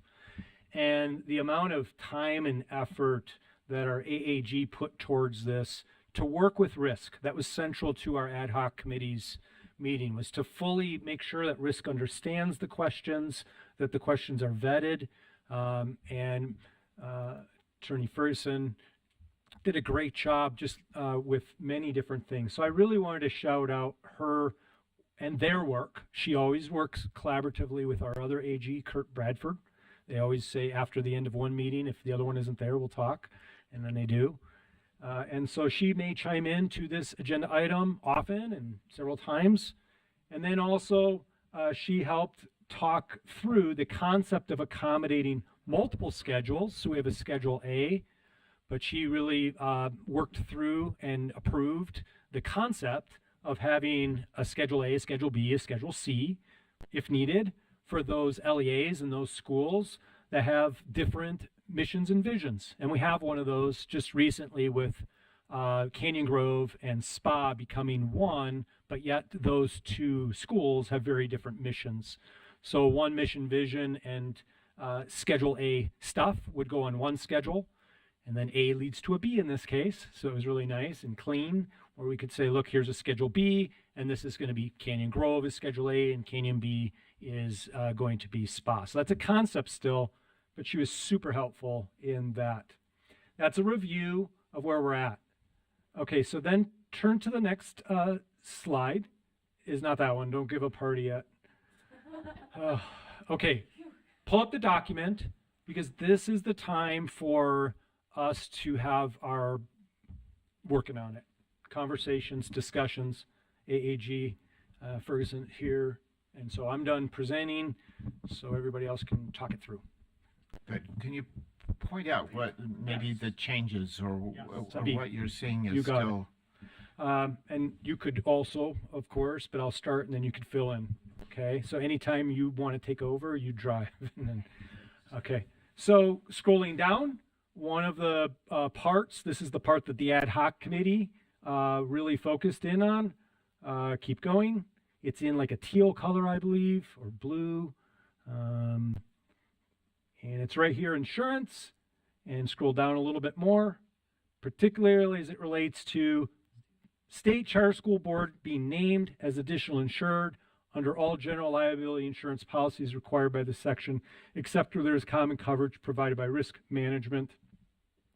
The questions that the ad hoc committee came up with were asked. Nicole has the responses on those. And then also E was related to it because it's the written proof of that stuff. So that is, I would suggest that the board focus, unless we want to do, but it doesn't matter, but that's a area of focus. And then the purple is the second area of focus to get through, or chartreuse or whatever color that is. Is it chartreuse? Or how do you say that? We're calling it that. Okay. I was gonna say Magenta. I like say magenta. fuchsia. Fuchsia, yes. So, is it? I'm really colorblind, and yeah, sorry. We, what do? You get off topic in the afternoon. Those parts in the agreement have been talked through, vetted, and it's attorney language, AG language. It comes up several times. If Marie were to scroll up, you'd see it show up again. You'd see it show up again. You actually don't see it show up in Schedule A, and we can speak to that as to why it isn't there. But those are the two items. Those are the remaining items, nada else. So the recommendation is, and I'll look at AAG Ferguson too for her advice. Our discussion was, should that remain in the agreement or not? And your advice is that it should, I'm saying. I am not an insurance expert, and the ad hoc committee, they wanted some input from risk. And so that's one of the things I have done in the meantime is I went back to risk. I spoke to two different people, the Assistant Attorney General for Risk I had a conversation with, and Stephen Hughes, who's an Assistant Director, and both recommended keeping that provision. And the main reason they gave was a lot of times when there's a lawsuit, the plaintiff will throw in everybody in this kitchen sink. So they won't just sue the charter school for what the charter school did, but the authorizer. They'll sue the charter school board or the district if it's a district, and then they'll sue the state board if it's that sort of case, because there's a policy that's involved or something that's done at the state level. So a lot of times you can get roped into a lawsuit even though it was a charter school action rather than a school board action. Gotcha. And if both entities are covered by risk, you don't need to insure each other. You're both covered by risk. It's not a problem. But when a charter school who does not have to be covered by risk has its own independent insurance, and the board is not covered under that policy, the board is on the hook under its insurance and its own costs for whatever it might be associated with that lawsuit. Now, the reason that it's recommended by risk to be on the insurance of the charter school is that if it's something that they've done, their insurance should be on the hook to protect the board and to pay for the board's defense based on what the charter school has done. And you lose that protection if there's not double coverage. And then the board and risk is on the hook for any costs associated with the defense, even if it was something the charter school did. And that was the way it was explained to me, and I think that makes sense. Thank you. Thank you for that research and that work. Could you also talk to the other two questions, which is, has this been done before? And also if a cost would be incurred by doing it, because I know the ad hoc committee wanted us to work through thank those. you for that, Paul. I did look at those two things. When I talked to risk, they weren't aware of any other cost other than the cost of the additional insurance, like something that would be associated, but that was something that the charter school could look at when they're getting their insurance about what additional costs outside whatever extra cost it would be to name the board as the insured. I was not able to find that there was an additional cost outside of that. What was the second one? Kind of like if there's been a precedent for this in the past. There is a precedent. When I talked to Steve Hughes, he said that he looks at certificates of compliance all the time, which is the paperwork they send in to show what the insurance is. It's very common for one agency to insure another. Oftentimes they do this even with their risk. They're both covered by risk. But he said it is common when I was talking to Dennis Flynn, he indicated that he has seen cases the same thing where it's done. And if it's not done, there's that concern if you're paying for something, even though it was something the charter school did. Okay. Thank you. Thank you for that advice. Thank you so much. Yes, Vice Chair Phillips. So on this particular ad hoc committee, I was very, very persuaded and continue to be that it is appropriate to keep these in, because one of my main concerns, as you'll recall from public meeting, was that somehow this would get in the way of statute that allows the state charter school board to be sued collectively or individually. And you need to consider that that's a statutory right. And it does not. So if a charter school or an individual still wanted to sue the state charter school board, as we've had a school do, within the last couple years, this does not prohibit it. What this does prohibit, as our AAG so clearly delineated, and then also Member Olson in the ad hoc meeting, is that it protects us from third-party suits against the charter school itself. But it doesn't protect us, nor should it, from actual suits that are rightly aimed at us, and we have our own defense in that regard. So I felt very comfortable with leaving it in after the explanation of the attorneys, and then discovering, knowing that we would discover from risk if we ran afoul of kind of the arrangements they have with schools who are on their insurance. Thank you for that. Yes. As a matter of order, suggested order, I think if the board moves to approve the whole thing, that's the hope, maybe we could continue to discuss the whatever color that is next, and then try to work our way to the end. Is that Right. does So that let's seem- go to the okay. magenta. I Okay, think I heard magenta. Is that Great. Let's go to that. Okay, thank you. And so with the magenta colored, these all had to do with charter schools' performance.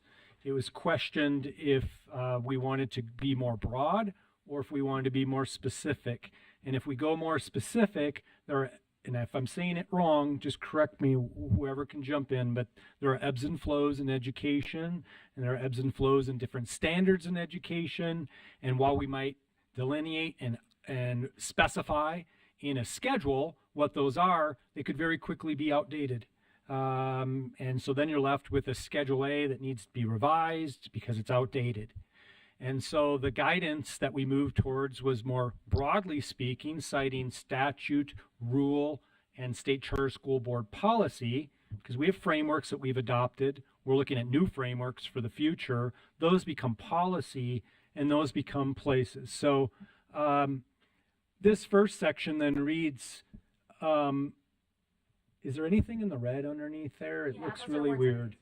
I think we should start in the first purple or whatever color that is. I think it's let's And, read and through all can, of them. can you continue to lead us out, Yeah. Nicole? Read them out loud. Yeah, So let that's me- great. Actually, I don't know that I can read those out loud. I haven't. Because it's chartreuse against red. Those two things are I tough. can't see the. Or magenta, rather. Let's see if I can pull it up on my computer. There you go. Okay. Do you want me to unhighlight it? That's fine. So this change is the charter school's minimum performance standards are defined by SCSB as required by statute and rule. The charter school will be held to the approved SCSB charter school performance standards and is required to be aware of and comply with any updates to the standards made in statute, rule, or SCSB policy. Other one? Let's read the next one. Let's just make sure we're all good with all of them. So this one's in school autonomy. And this one says the SCSB shall review and evaluate the performance of the charter school and hold the charter school accountable for its performance measures that are defined by the SCSB as required by rule and statute.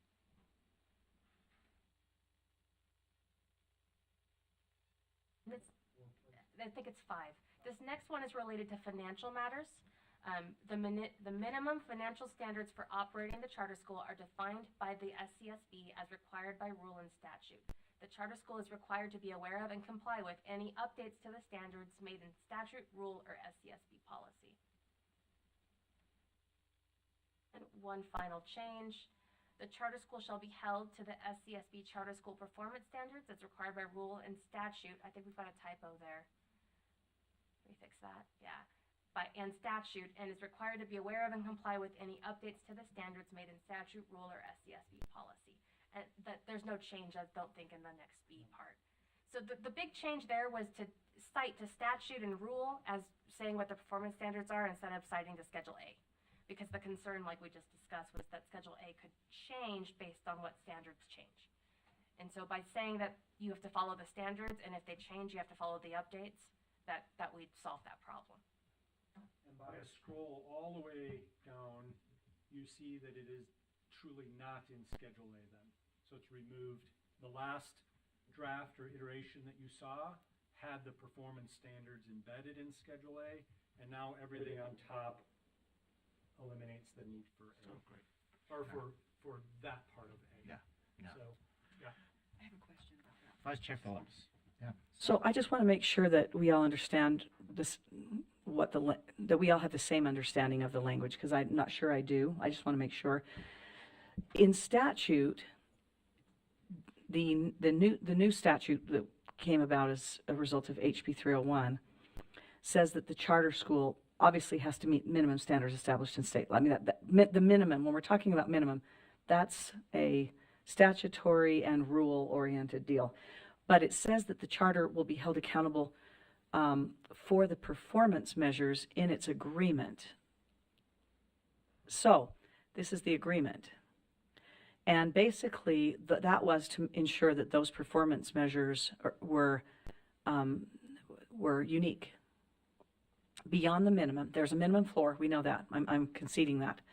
but other things that the charter school would be held accountable for. And I like that this is broad, because I do think that supports autonomy and customization, the difference between routes and navigator point, and so on, right? We don't want everything to be cookie cutter. That's what we're about. We're about differences and meeting different needs. But are we doing something circular here? Are we, because this agreement is calling them the SCSB performance measures. That's what this agreement is calling them. And really, in statute, it says the performance measures essentially agreed upon in this agreement. So, in other words, the SCSB doesn't necessarily have performance measures. It does have certain performance measures, like we want you to have so much days cash on hand. We want you to have a certain percentage of your operational budget going to occupancy, but no more than X amount, et cetera, and so on. We do have some minimum standards, if you will, for lots of different things. But our academic minimum standards essentially mimic what is required in board rule. So if in the statute it says that essentially these unique customized performance measures are what the school is going to be held to beyond the minimum performance measures, then in our own agreement where that's supposed to be stated and where it's supposed to be customized by the Exhibit A, we are calling these SCSB performance measures, which sounds very standard to me. I feel like that's circular. I don't understand that if I'm a charter school. Help me understand that. When we had this discussion, though, Vice Chair, what was embedded in the Exhibit A were the specifics of our framework, which are the minimum across the board to everybody. And that's what this is seeking to eliminate, that template. Everybody has to hold to this language, not be in the individualized agreement of the Schedule A. So Schedule A still has, and I'm not saying it doesn't necessarily need to be changed to reflect what you're saying, because I think that's a fair point. It does still have the key elements, and it does still have the purposes of the school. I'm wondering if it's appropriate, and maybe is an easy fix right now, right under key elements, individual goals of the charter school or individual academic. But anything in the conversations that we had, both in as ad hoc committee and as in this meeting, where if it is applicable to every school across the board, it has no business being in Exhibit A. That belongs up in the agreement, and only things that are individualized to that school belong in the schedule. So however we solve, which I think is a valid concern, that's my overarching goal, is to keep collective in the agreement and specific in the exhibit. This was a very robust conversation here, outside of here. I mean, this is why we're chewing on this right now. So at least for me, what gave some comfort on the circular nature of this, because I also was starting to think that way, like you're referring to this and then you're referring, right? However, okay, is that the policy, the state charter school board policy, is inserted in a few places, which to me refers, like if we have a board approved policy and in the board, so I don't know where it is, but a couple places in here, it does say statute, rule, and then state charter school board policy. So currently, and we even did this as an exercise, we went and we looked in our website, our old one that's going to be shelved pretty soon, and then in UCAP, and then you see like our framework.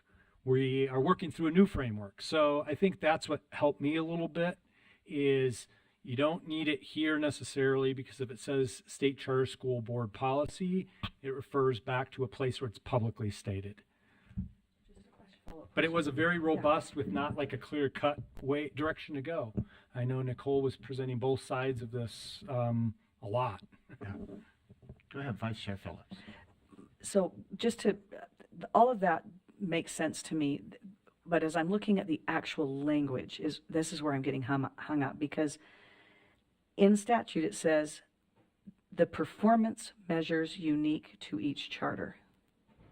This now says the SCSB performance measures, and then we know there are minimum standards set by the USPE. So now I'm thinking to myself, are the performance measures unique to my charter different from the SCSB performance measures, which apparently are going to be applied to all charters, and are those different from the USBE minimum standards? And now, are there three? I mean, I always knew as a charter school I had to meet the minimum academic standards of the USBE. That's in statute and board rule. Now I'm thinking I've got performance measures unique to my charter. Now, outside of statute and rule, what are the and I'm on the SCSB board here, what are the SCSB performance measures that are different from those unique to my charter and those for the USBE minimum standards? Aside from the financial standards that you were talking about and enrollment standards, so this is about academics, potential. Or other, one of the things that one of the reasons we liked HB 301 and promoted that and supported even the redlining of it is because it acknowledged that that there are unique performance measures to each charter, and that it also, corollary to that is that it recognized that not all education performance measures are strictly academic. So for instance, attendance or credit recovery or graduation rate, all of those things are related to, they are ways that you can measure education outcomes that are very positive and unique to different schools. Whereas the RISE test is one academic measure, but for certain schools, we might be much more interested in attendance, credit recovery, and graduation rates. So one of the things that the statute did was to move us away from a singular or circumscribed look at education performance measures as well. So I'm actually not, I don't actually, aside from the unique education performance measures for the school and the USBE minimum standards, I don't know what SCSB performance measures even are, and yet it appears like 6 times in the agreement. So I want to know what the language means, because I don't know. Stevenson, it looks like you're ready to respond. Thank you. and perhaps, I mean, it might be something we want to pause on and bring back, because we had shared a little bit about the academic framework, which coming from A-Game addresses each of those components about graduation or your access to students, attendance. So it brings in all of those different pieces, and it ultimately, the goal of that is recognizing that just the RISE test or just Acadians or whatever it is doesn't tell that whole story. And so as we've been meeting with the consultant and putting these pieces together and trying to get this draft ready to bring to the board, ultimately that is a lot, I think, what that's going to look like, where we can say to a school, here are some options, and if this doesn't work for you, how else can we tell your story? And it's embedding that into the framework under those different the access and the engagement within the school. And so maybe it may be something we want to pause on and bring that framework back to look at with it, so that we can see what that looks like alongside of it.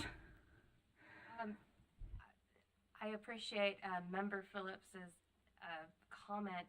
When I was helping to draft this, the way I was thinking about the minimum performance standards and the charter school, SCSB charter school performance standards, I was thinking them as kind of the same thing when I was drafting this, and I wasn't thinking this necessarily included the school's unique standards. And if that is the goal, I think that would cause some confusion, is if we're trying to talk about two things in one. At least when I was drafting this, I was reading it, and I want to make sure that's clear, just so you know there is confusion here, that these were the minimum standards and the state charter school board performance standards. I thought those were the same thing.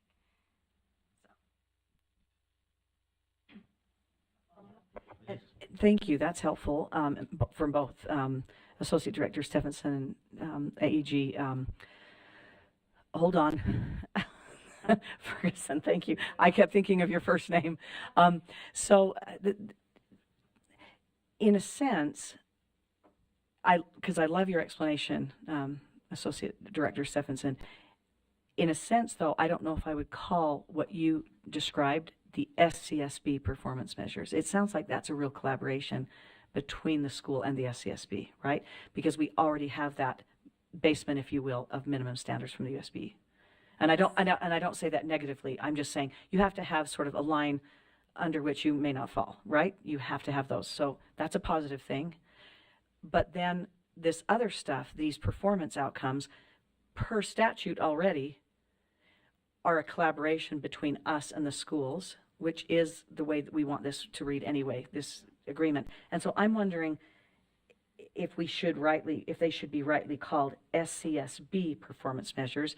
And clearly, as they were maybe conceived, they were actually that minimum basement standard that's really the USBEs. And so because we don't have a list of specific standards beyond the USBE minimum standards that we're not actually willing to negotiate with the school, given the way it was authorized, what our expectations were when it was authorized and things like that, what its key elements are, what its focus is, and so on.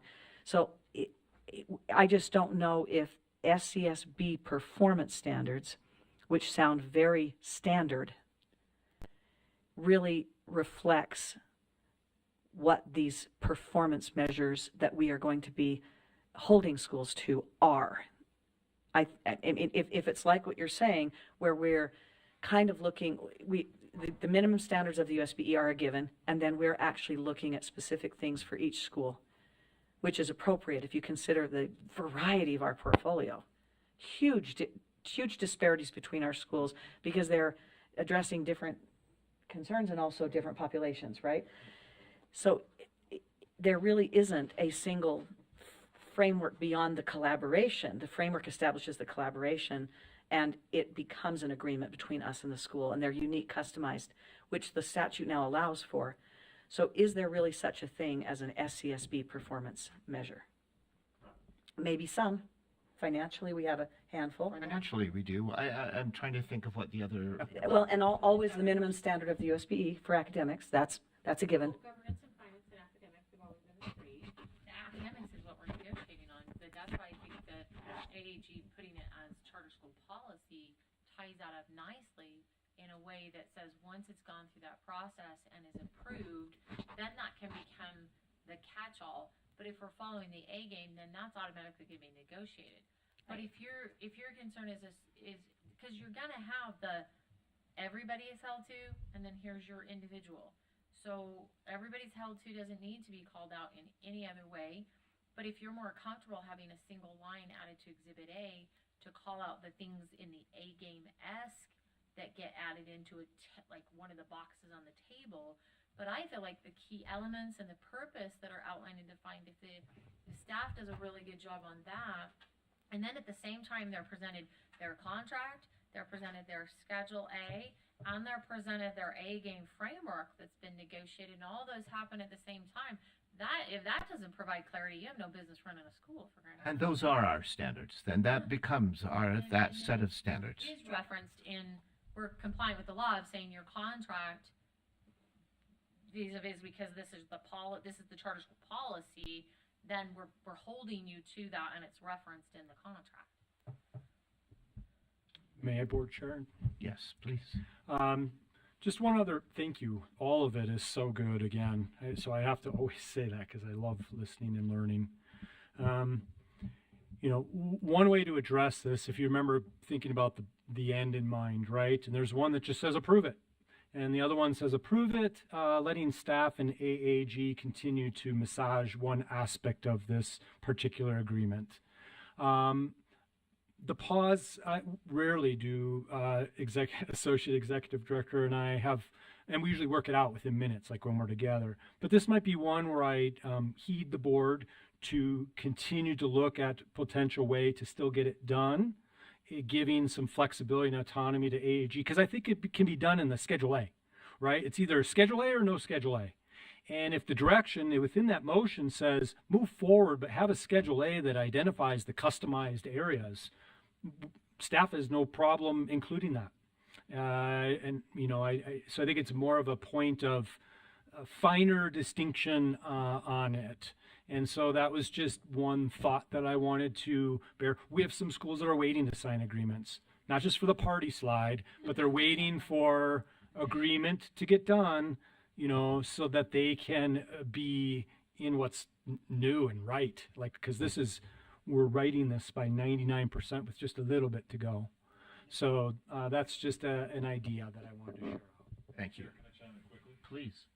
Yeah, I share some of Vice Chair Phillips' concerns about this. Maybe my concern is the contract refers to performance standards 3 times. The first time it's not capitalized. The second 2 times it is capitalized, and that's why I'm stuck on the question Vice Chair Phillips has. It's now like a defined term, but we have no idea what exactly these standards are. And so my concern, I think, would be accommodated by deleting the capitalization, which makes it sound like it's some specific thing that you can go look up in a book and it's right there, which I think we agree is not exactly the case. So I would suggest changing that so it's not capitalized, including the word charter school in section 10A. It says SCSB charter school performance standards, as if that's like in a book somewhere and it's defined. So I would maybe just tone that language down a little bit. And then when you go to the previous reference, and I don't know, charter school is a defined term that's capitalized, so maybe you do leave that capitalized, but not the performance standards. I think if you remove the capitalization there, maybe that resolves it. But I'm still also just a little bit confused by the language because I'm just not clear exactly what those standards are that are being referred to. But if that doesn't cause consternation to anybody else, then I could live with it. So I would be in favor of a motion that approves this, maybe with just some further massaging, and I think it would be slight massaging of that language. Thank you, Chair. I agree with what Member Olson has said. I like the idea of it being a more general term because a lot of things can fit into a general term. And with a general term, we kind of get to define that, right, over time. I also like the suggestion from Member Cisneros about maybe just including a sentence in the Exhibit A, or whatever we're calling it now. Schedule A, thank you. I knew that was wrong, but I couldn't remember the other one.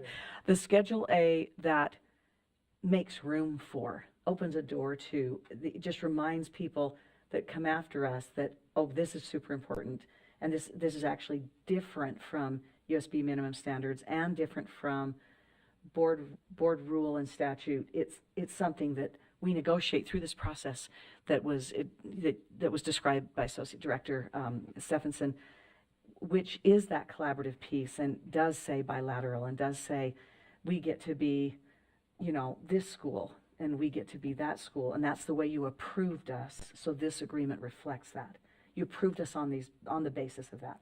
So I would be comfortable, as you suggested, Member Olson too, approving it, sort of with the direction that some of that language gets cleaned up and sort of backs down a bit, and then there's the inclusion of just a sentence or a little box or something that says, we understand that there are customized performance measures per statute that are part of this agreement and that are part of the way we are evaluating your charter school, your charters.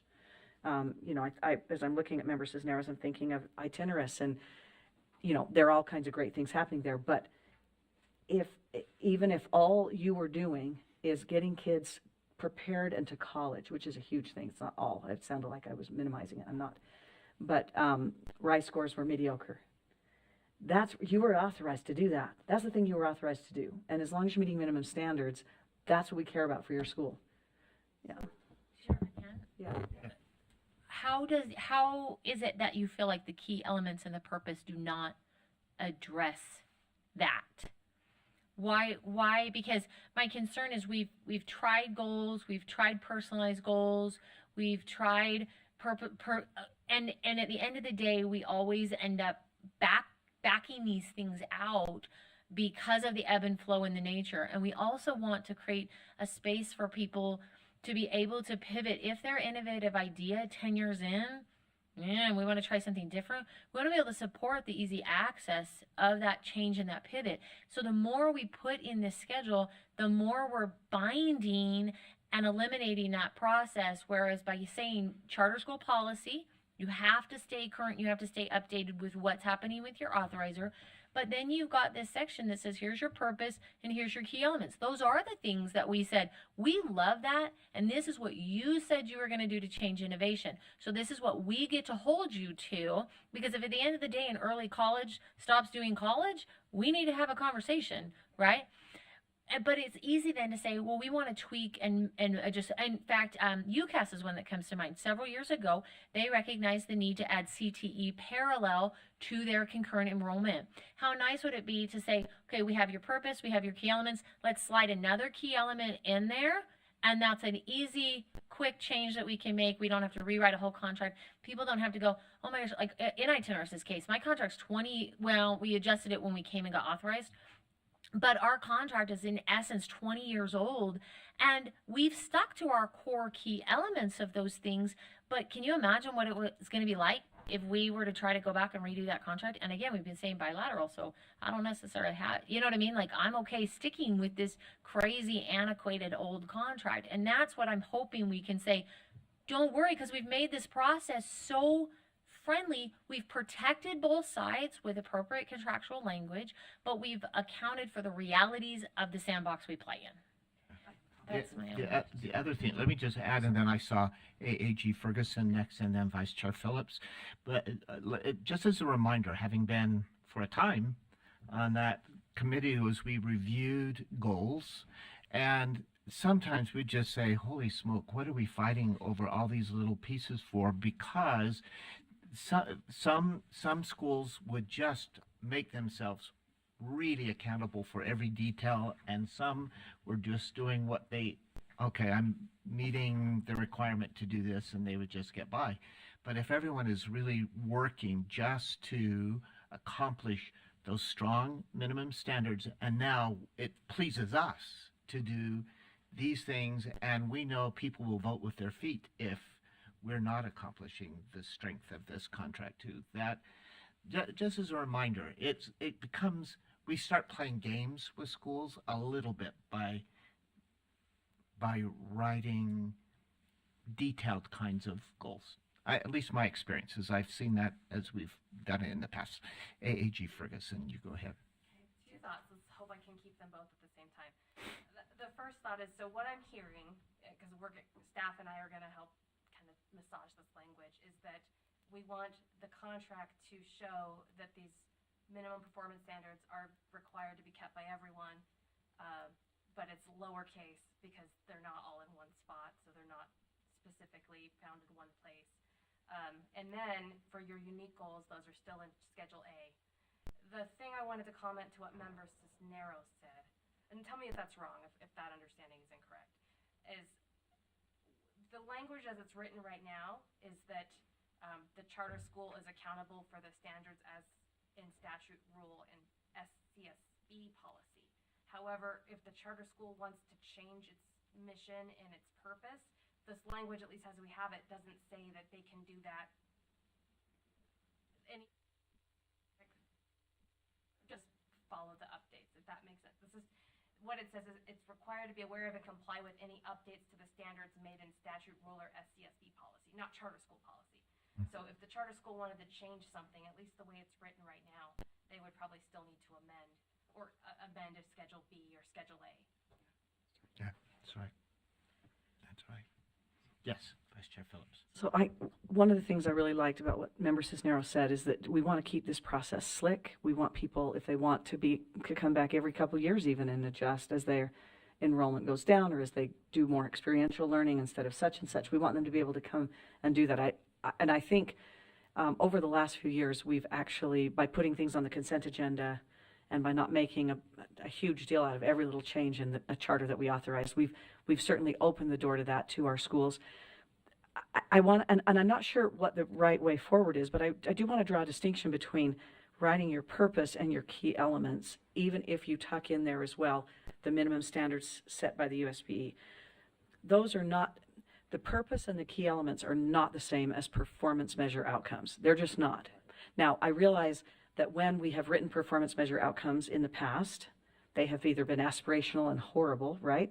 Or they've been not very aspirational at all and sort of, this is all you're going to do? Why did we authorize you?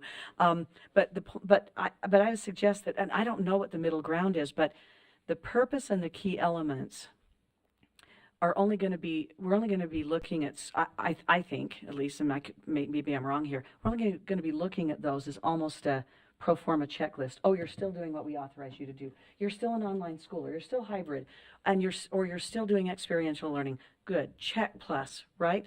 But then we turn around and without any other kinds of performance measures unique to that school, like the example of credit recovery or graduation rates, maybe for a school targeting alternative kids, right, in high school, we're left to just default to the minimum academic standard, or we're left to establish a higher standard, which really isn't fair to charters, by which we would take a school that maybe had no intention of kicking it out of the park on the RISE test, but they had these other things they were doing.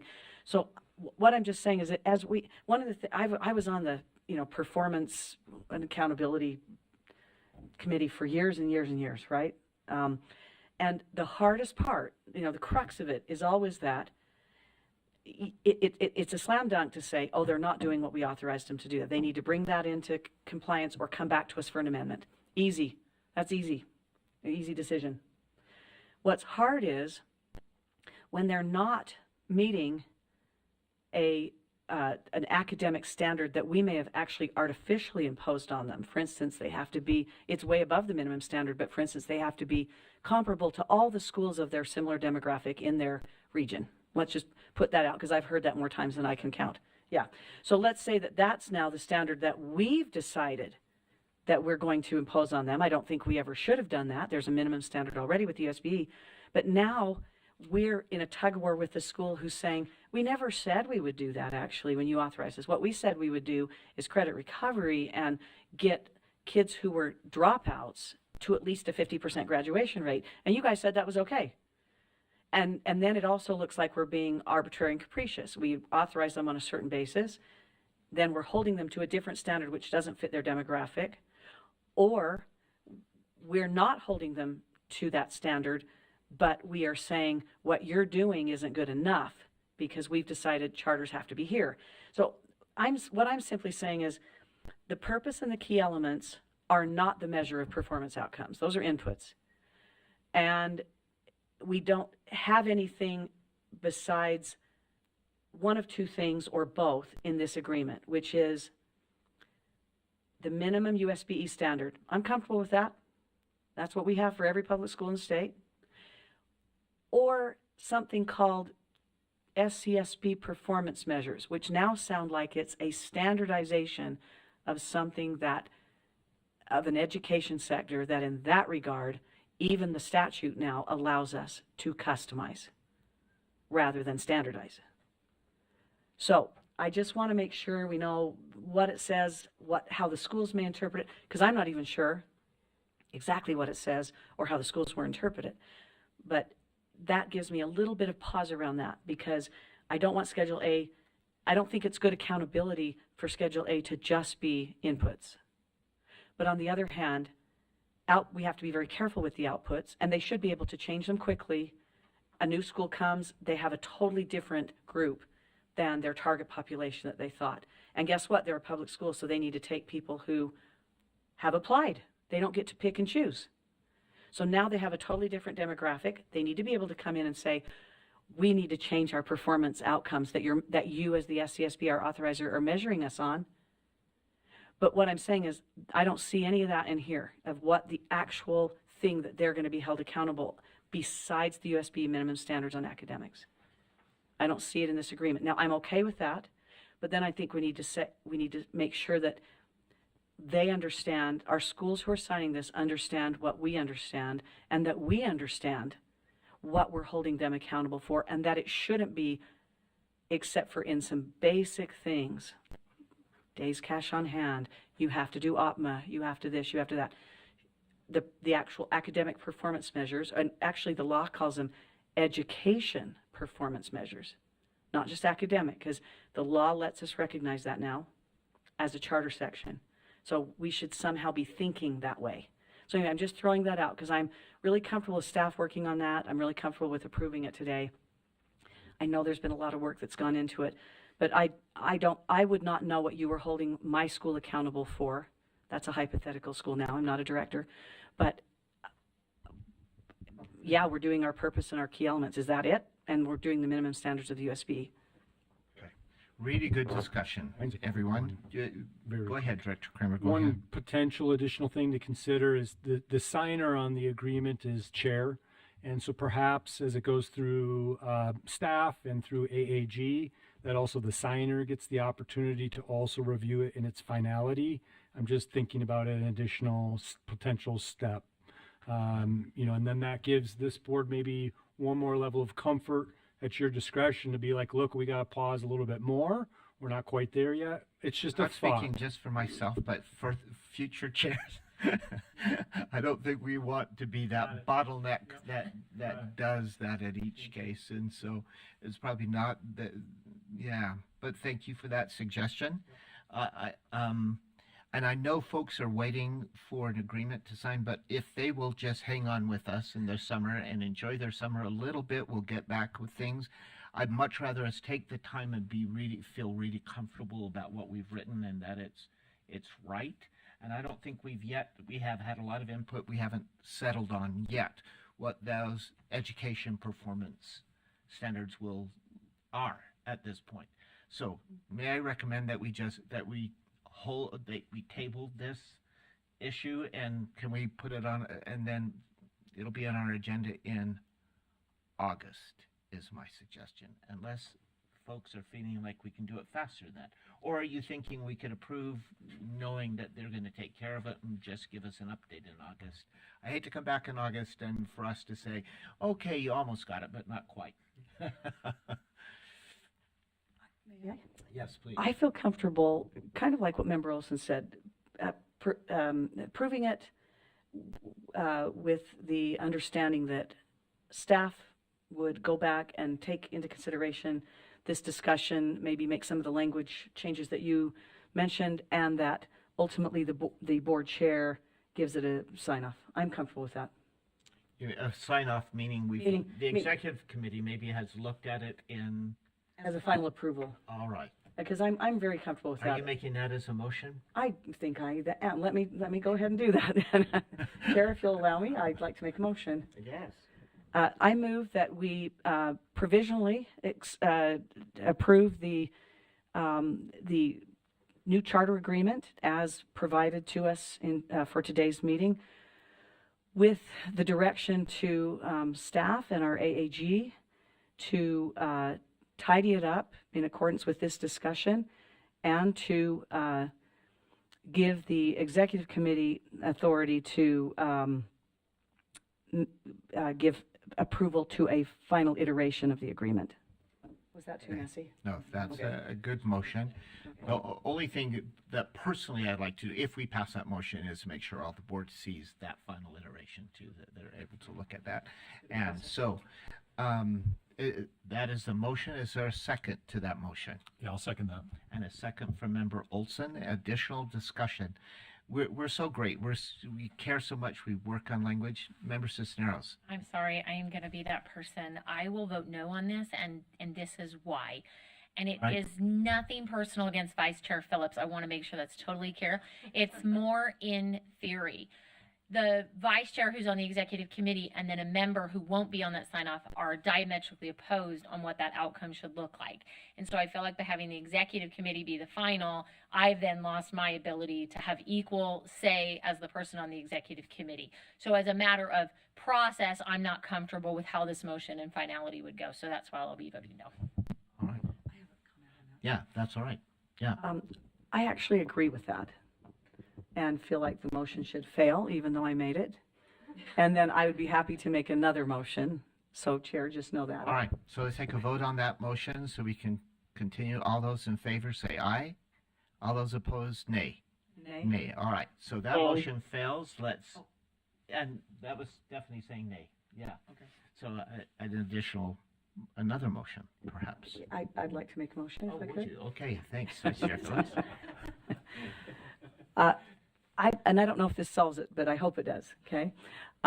Because originally I was very comfortable even with the chair just looking at it, but I'd like to, given this discussion and the differing sort of viewpoints, because I love consensus, I'd like to move that we provisionally approve the charter agreement as presented to us for this meeting and direct staff and our AAG to adjust language based on the discussion and the suggestions, and that we authorize Chair Bowles and Member Cisneros to give final approval to the agreement.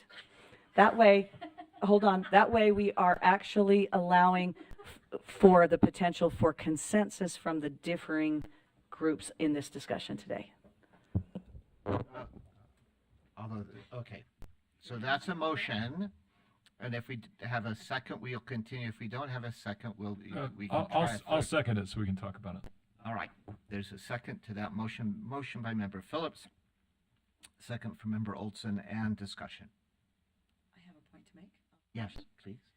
So the reason I like this motion is because I do philosophically agree with the idea that if we're going to reach consensus, I guess I have confidence that the agreement will come back to us and come back to our schools the way we want it to if Chair Bowles and Member Cisneros reach consensus.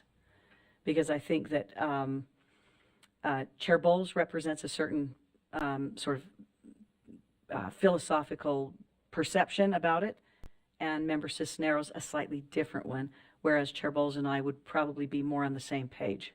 And so I think that if those two reach consensus in this particular, on this particular document, along with staff, of course, and our AAG, that we will come back with the document that all of us could live with. And that would represent consensus were we to discuss it for another 5 hours. Additional discussion. I think we're at the point, it's just that around this one issue is all we have. Member Olson. Yeah, my only concern with this is, and I totally agree that the two of you can reach consensus. The question is, what are you reaching consensus on? And I'm just not really clear what the discussion is today that's leading to a directive for the two of you to then chew on and try to come to some consensus about. I mean, my issue is resolved, I think, from just a capitalization change that leaves things general and relatively loose. So I don't know that I have any lingering concerns. So I'm not sure what the two of them are necessarily directed or charged to go figure out. That's my only hesitation. But again, I have confidence that the two of them can figure this out. I'm just not sure we've clearly told them what they need to figure out.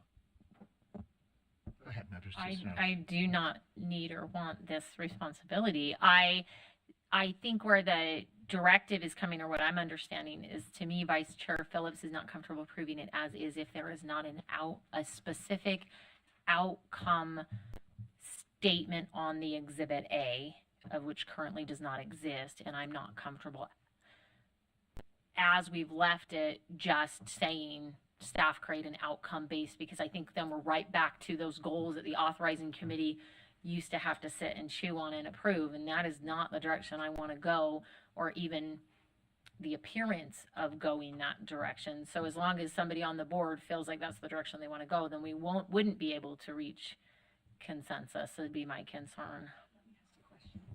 Please. Feel comfortable. Yeah. So for me, the absence of something customized in the Schedule A is a vacuum that the State Charter School Board has too often filled with its own idea of what that school should do instead of the basis on which the school is authorized. So I think that you and I are actually closer than we think, because what I don't want is a never-ending list of aspirational goals that we then have to hold the school accountable for. I do not want that, and I hope I stated that clearly because of my experience on the accountability and performance committee. But I also don't want, another thing I've seen a lot over the years, both before I was on the board and while I've been on the board, and that is for a lack of that specified anywhere to then allow us as a board and staff to come in and fill that vacuum in a way that's not appropriate for that school. So I don't know where the balance is. Okay. Chair, may I? Yes, please. So we throughout the contract language, we say charter school policy. Do you feel comfortable if it's charter school policy, comma, including academic performance measures? Because the A game framework, which is what they're working on. See, because I'm thinking in the 10 years that from staff to not, 5 iterations of some type of academic outcome. The operations always stay the same, the finances always stay the same, and it's this academic piece that just puzzles everybody. Yeah. And so it's going to change again, and it's going to change again. So if instead we say charter school policies, comma, including the approved academic framework, academic accountability statement, right? So it defines what it is that the charter school group has approved on, and then that document that gets created when the school is approved, that's a negotiated piece, that's more tightly referenced in the contract and called out, not by name, but called out by concept of what it is we're doing. Clarification question? Yes. So I like that general concept, but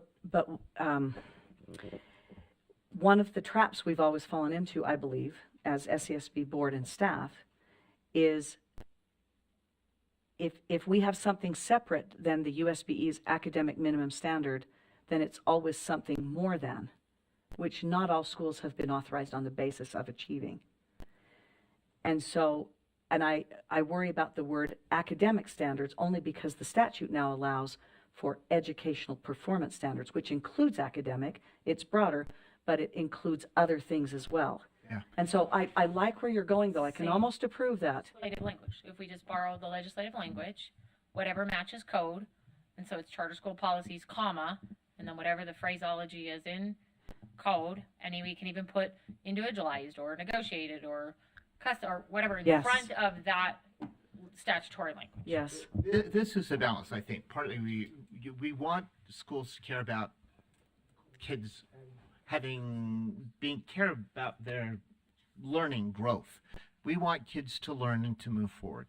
So I'm not sure if trust is the best word in there, but part of it is saying we have a little bit of, I think sometimes we've had this mistrust. They're not caring enough about academics for kids. And that's, I felt that among the board sometimes. And then we get in that game, and then we send the staff to say, okay, those are okay goals that they brought us, but we don't like this and this. So you have to go back and tell them that we don't like that and that they have to figure out something new. Becca's done that, Marie's done that, have to go back and negotiate back and forth. And that's why if we say, we expect kids to learn and that you care about that, and from wherever you are, how that learning looks is where we want it to go. Marie, you want to add something? I was just going to add, as we're putting together this framework and preparing, tomorrow we're actually plugging some data in to start then bringing a draft back over to the board. I think that part of where schools will want to engage in that, and as we've started having conversations and we've been kind of teasing it out within the portfolio, has been the fact that if you're happy with the default with the USBE's minimum standards, that's fine. That can be your default too. But as we've talked to some of the schools, they'll say our population starts so low, and the standard test doesn't show how much they grow. We want to be held to growth. And so within that framework, we can create a goal about growth. Or we can say, our students don't spend time on technology. We aren't a high-tech school, but we would like to do this test that's paper pencil based and then show you that our students, based on the national norms of this paper pencil test, are excelling based on, and so we'll still have these criteria points, and we'll bring that to the board that we're looking at, but that essentially the school will have that choice to present and to say, we would like another way of looking at, we are academically successful in how we're doing this. And I think that's our ultimate goal, is we want schools to say they care about that learning. I don't want to even academics or learning, that kids are learning and progressing. I've started to hear more of us coming to a consensus, I think, with that statutory language. So we have a motion on the table. Yeah, we need to fail that motion. Go ahead. Again. Okay, mine's quick. It's just staff does watch these. We review film. We referred to the basketball analogy before. We watch film in these meetings, and oftentimes we get clarity. We follow your conversations and try to work through that. I also have seen our new AAG work really wonderfully with having few words to state what needs to be stated legally, statute-wise, policy-wise. One of the things that I've heard is a reference to policy, but policy isn't in there. And I think looking ahead, I think Marie keeps doing this look ahead to when we adopt the new frameworks based on A-frame.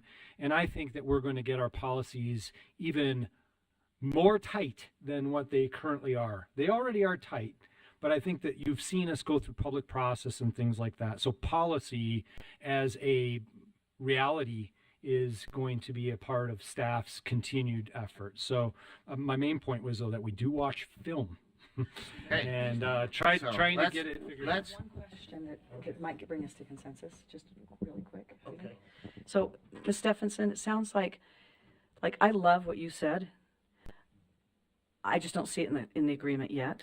But I think it's in there. If I heard kind of a conversation-ish over here, that maybe there's language about education performance measures that are either negotiated or customized. I would feel very comfortable with that. I would be able to approve that agreement as is, or with that that slight adjustment. Because Right. I think if we mention it in the agreement, then it opens up this process. So we have a motion on the table. Let's take care of that motion first, and then we can move forward to this direction. It also says to me to say to Member Cisneros, who says, oh, Nexa, but we do have a game there. And so I'm reminding you, we maybe need to go to those sessions and hear more about a game. And so motion on the table.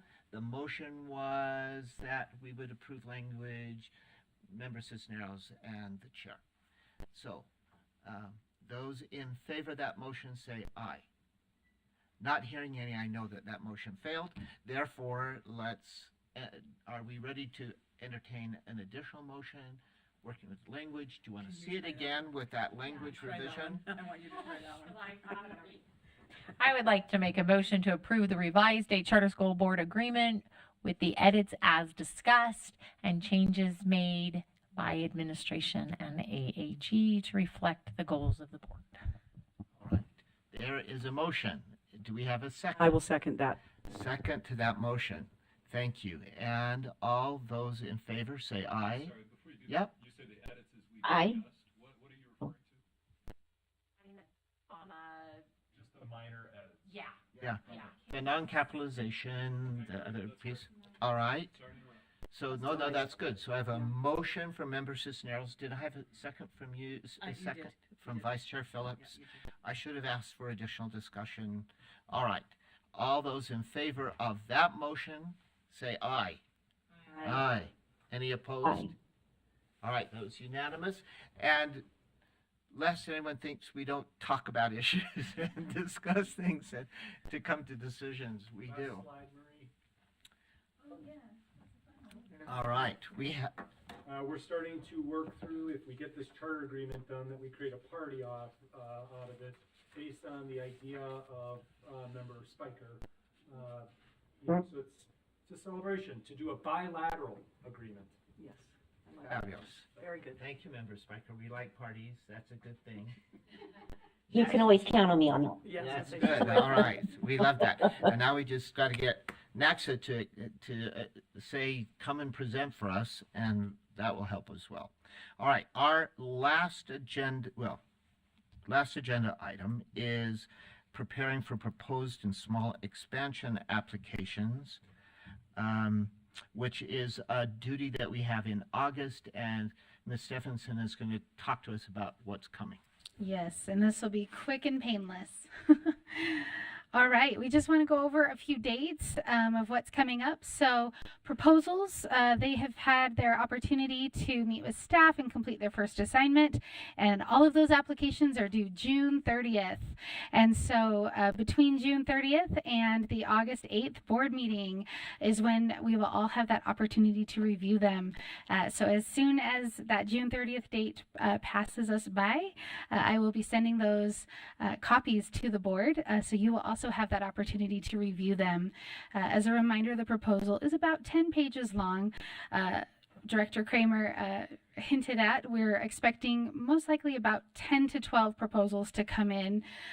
Now, that is if everyone that has met with us ends up submitting, so they might not, but about 10 to 12. Those full applications, if you decide to invite them to apply, would then be November, heard again in January, and then those schools would enter their pre-operational phase if approved. So how can you prepare as you are looking ahead and planning maybe a trip or pool time? Try to maybe set aside some time to read and review in July as those proposals are coming in. As you read proposals, you'll want to take notes. What questions do you have? Thinking about as a main question, are you curious to learn more about this school idea? So remembering that the proposal is not the final step, but just do you want to hear more about this? Also, if there are concerns, thinking about, can this be addressed? And if it is something that we can address, obviously then staff, we can continue to work with this group. If it's something that can't be addressed, that's not public school, then that might be a stopping point for that group. And then ultimately also that idea, would this proposal, would it add value to our portfolio? Is that something we would like to continue to pursue?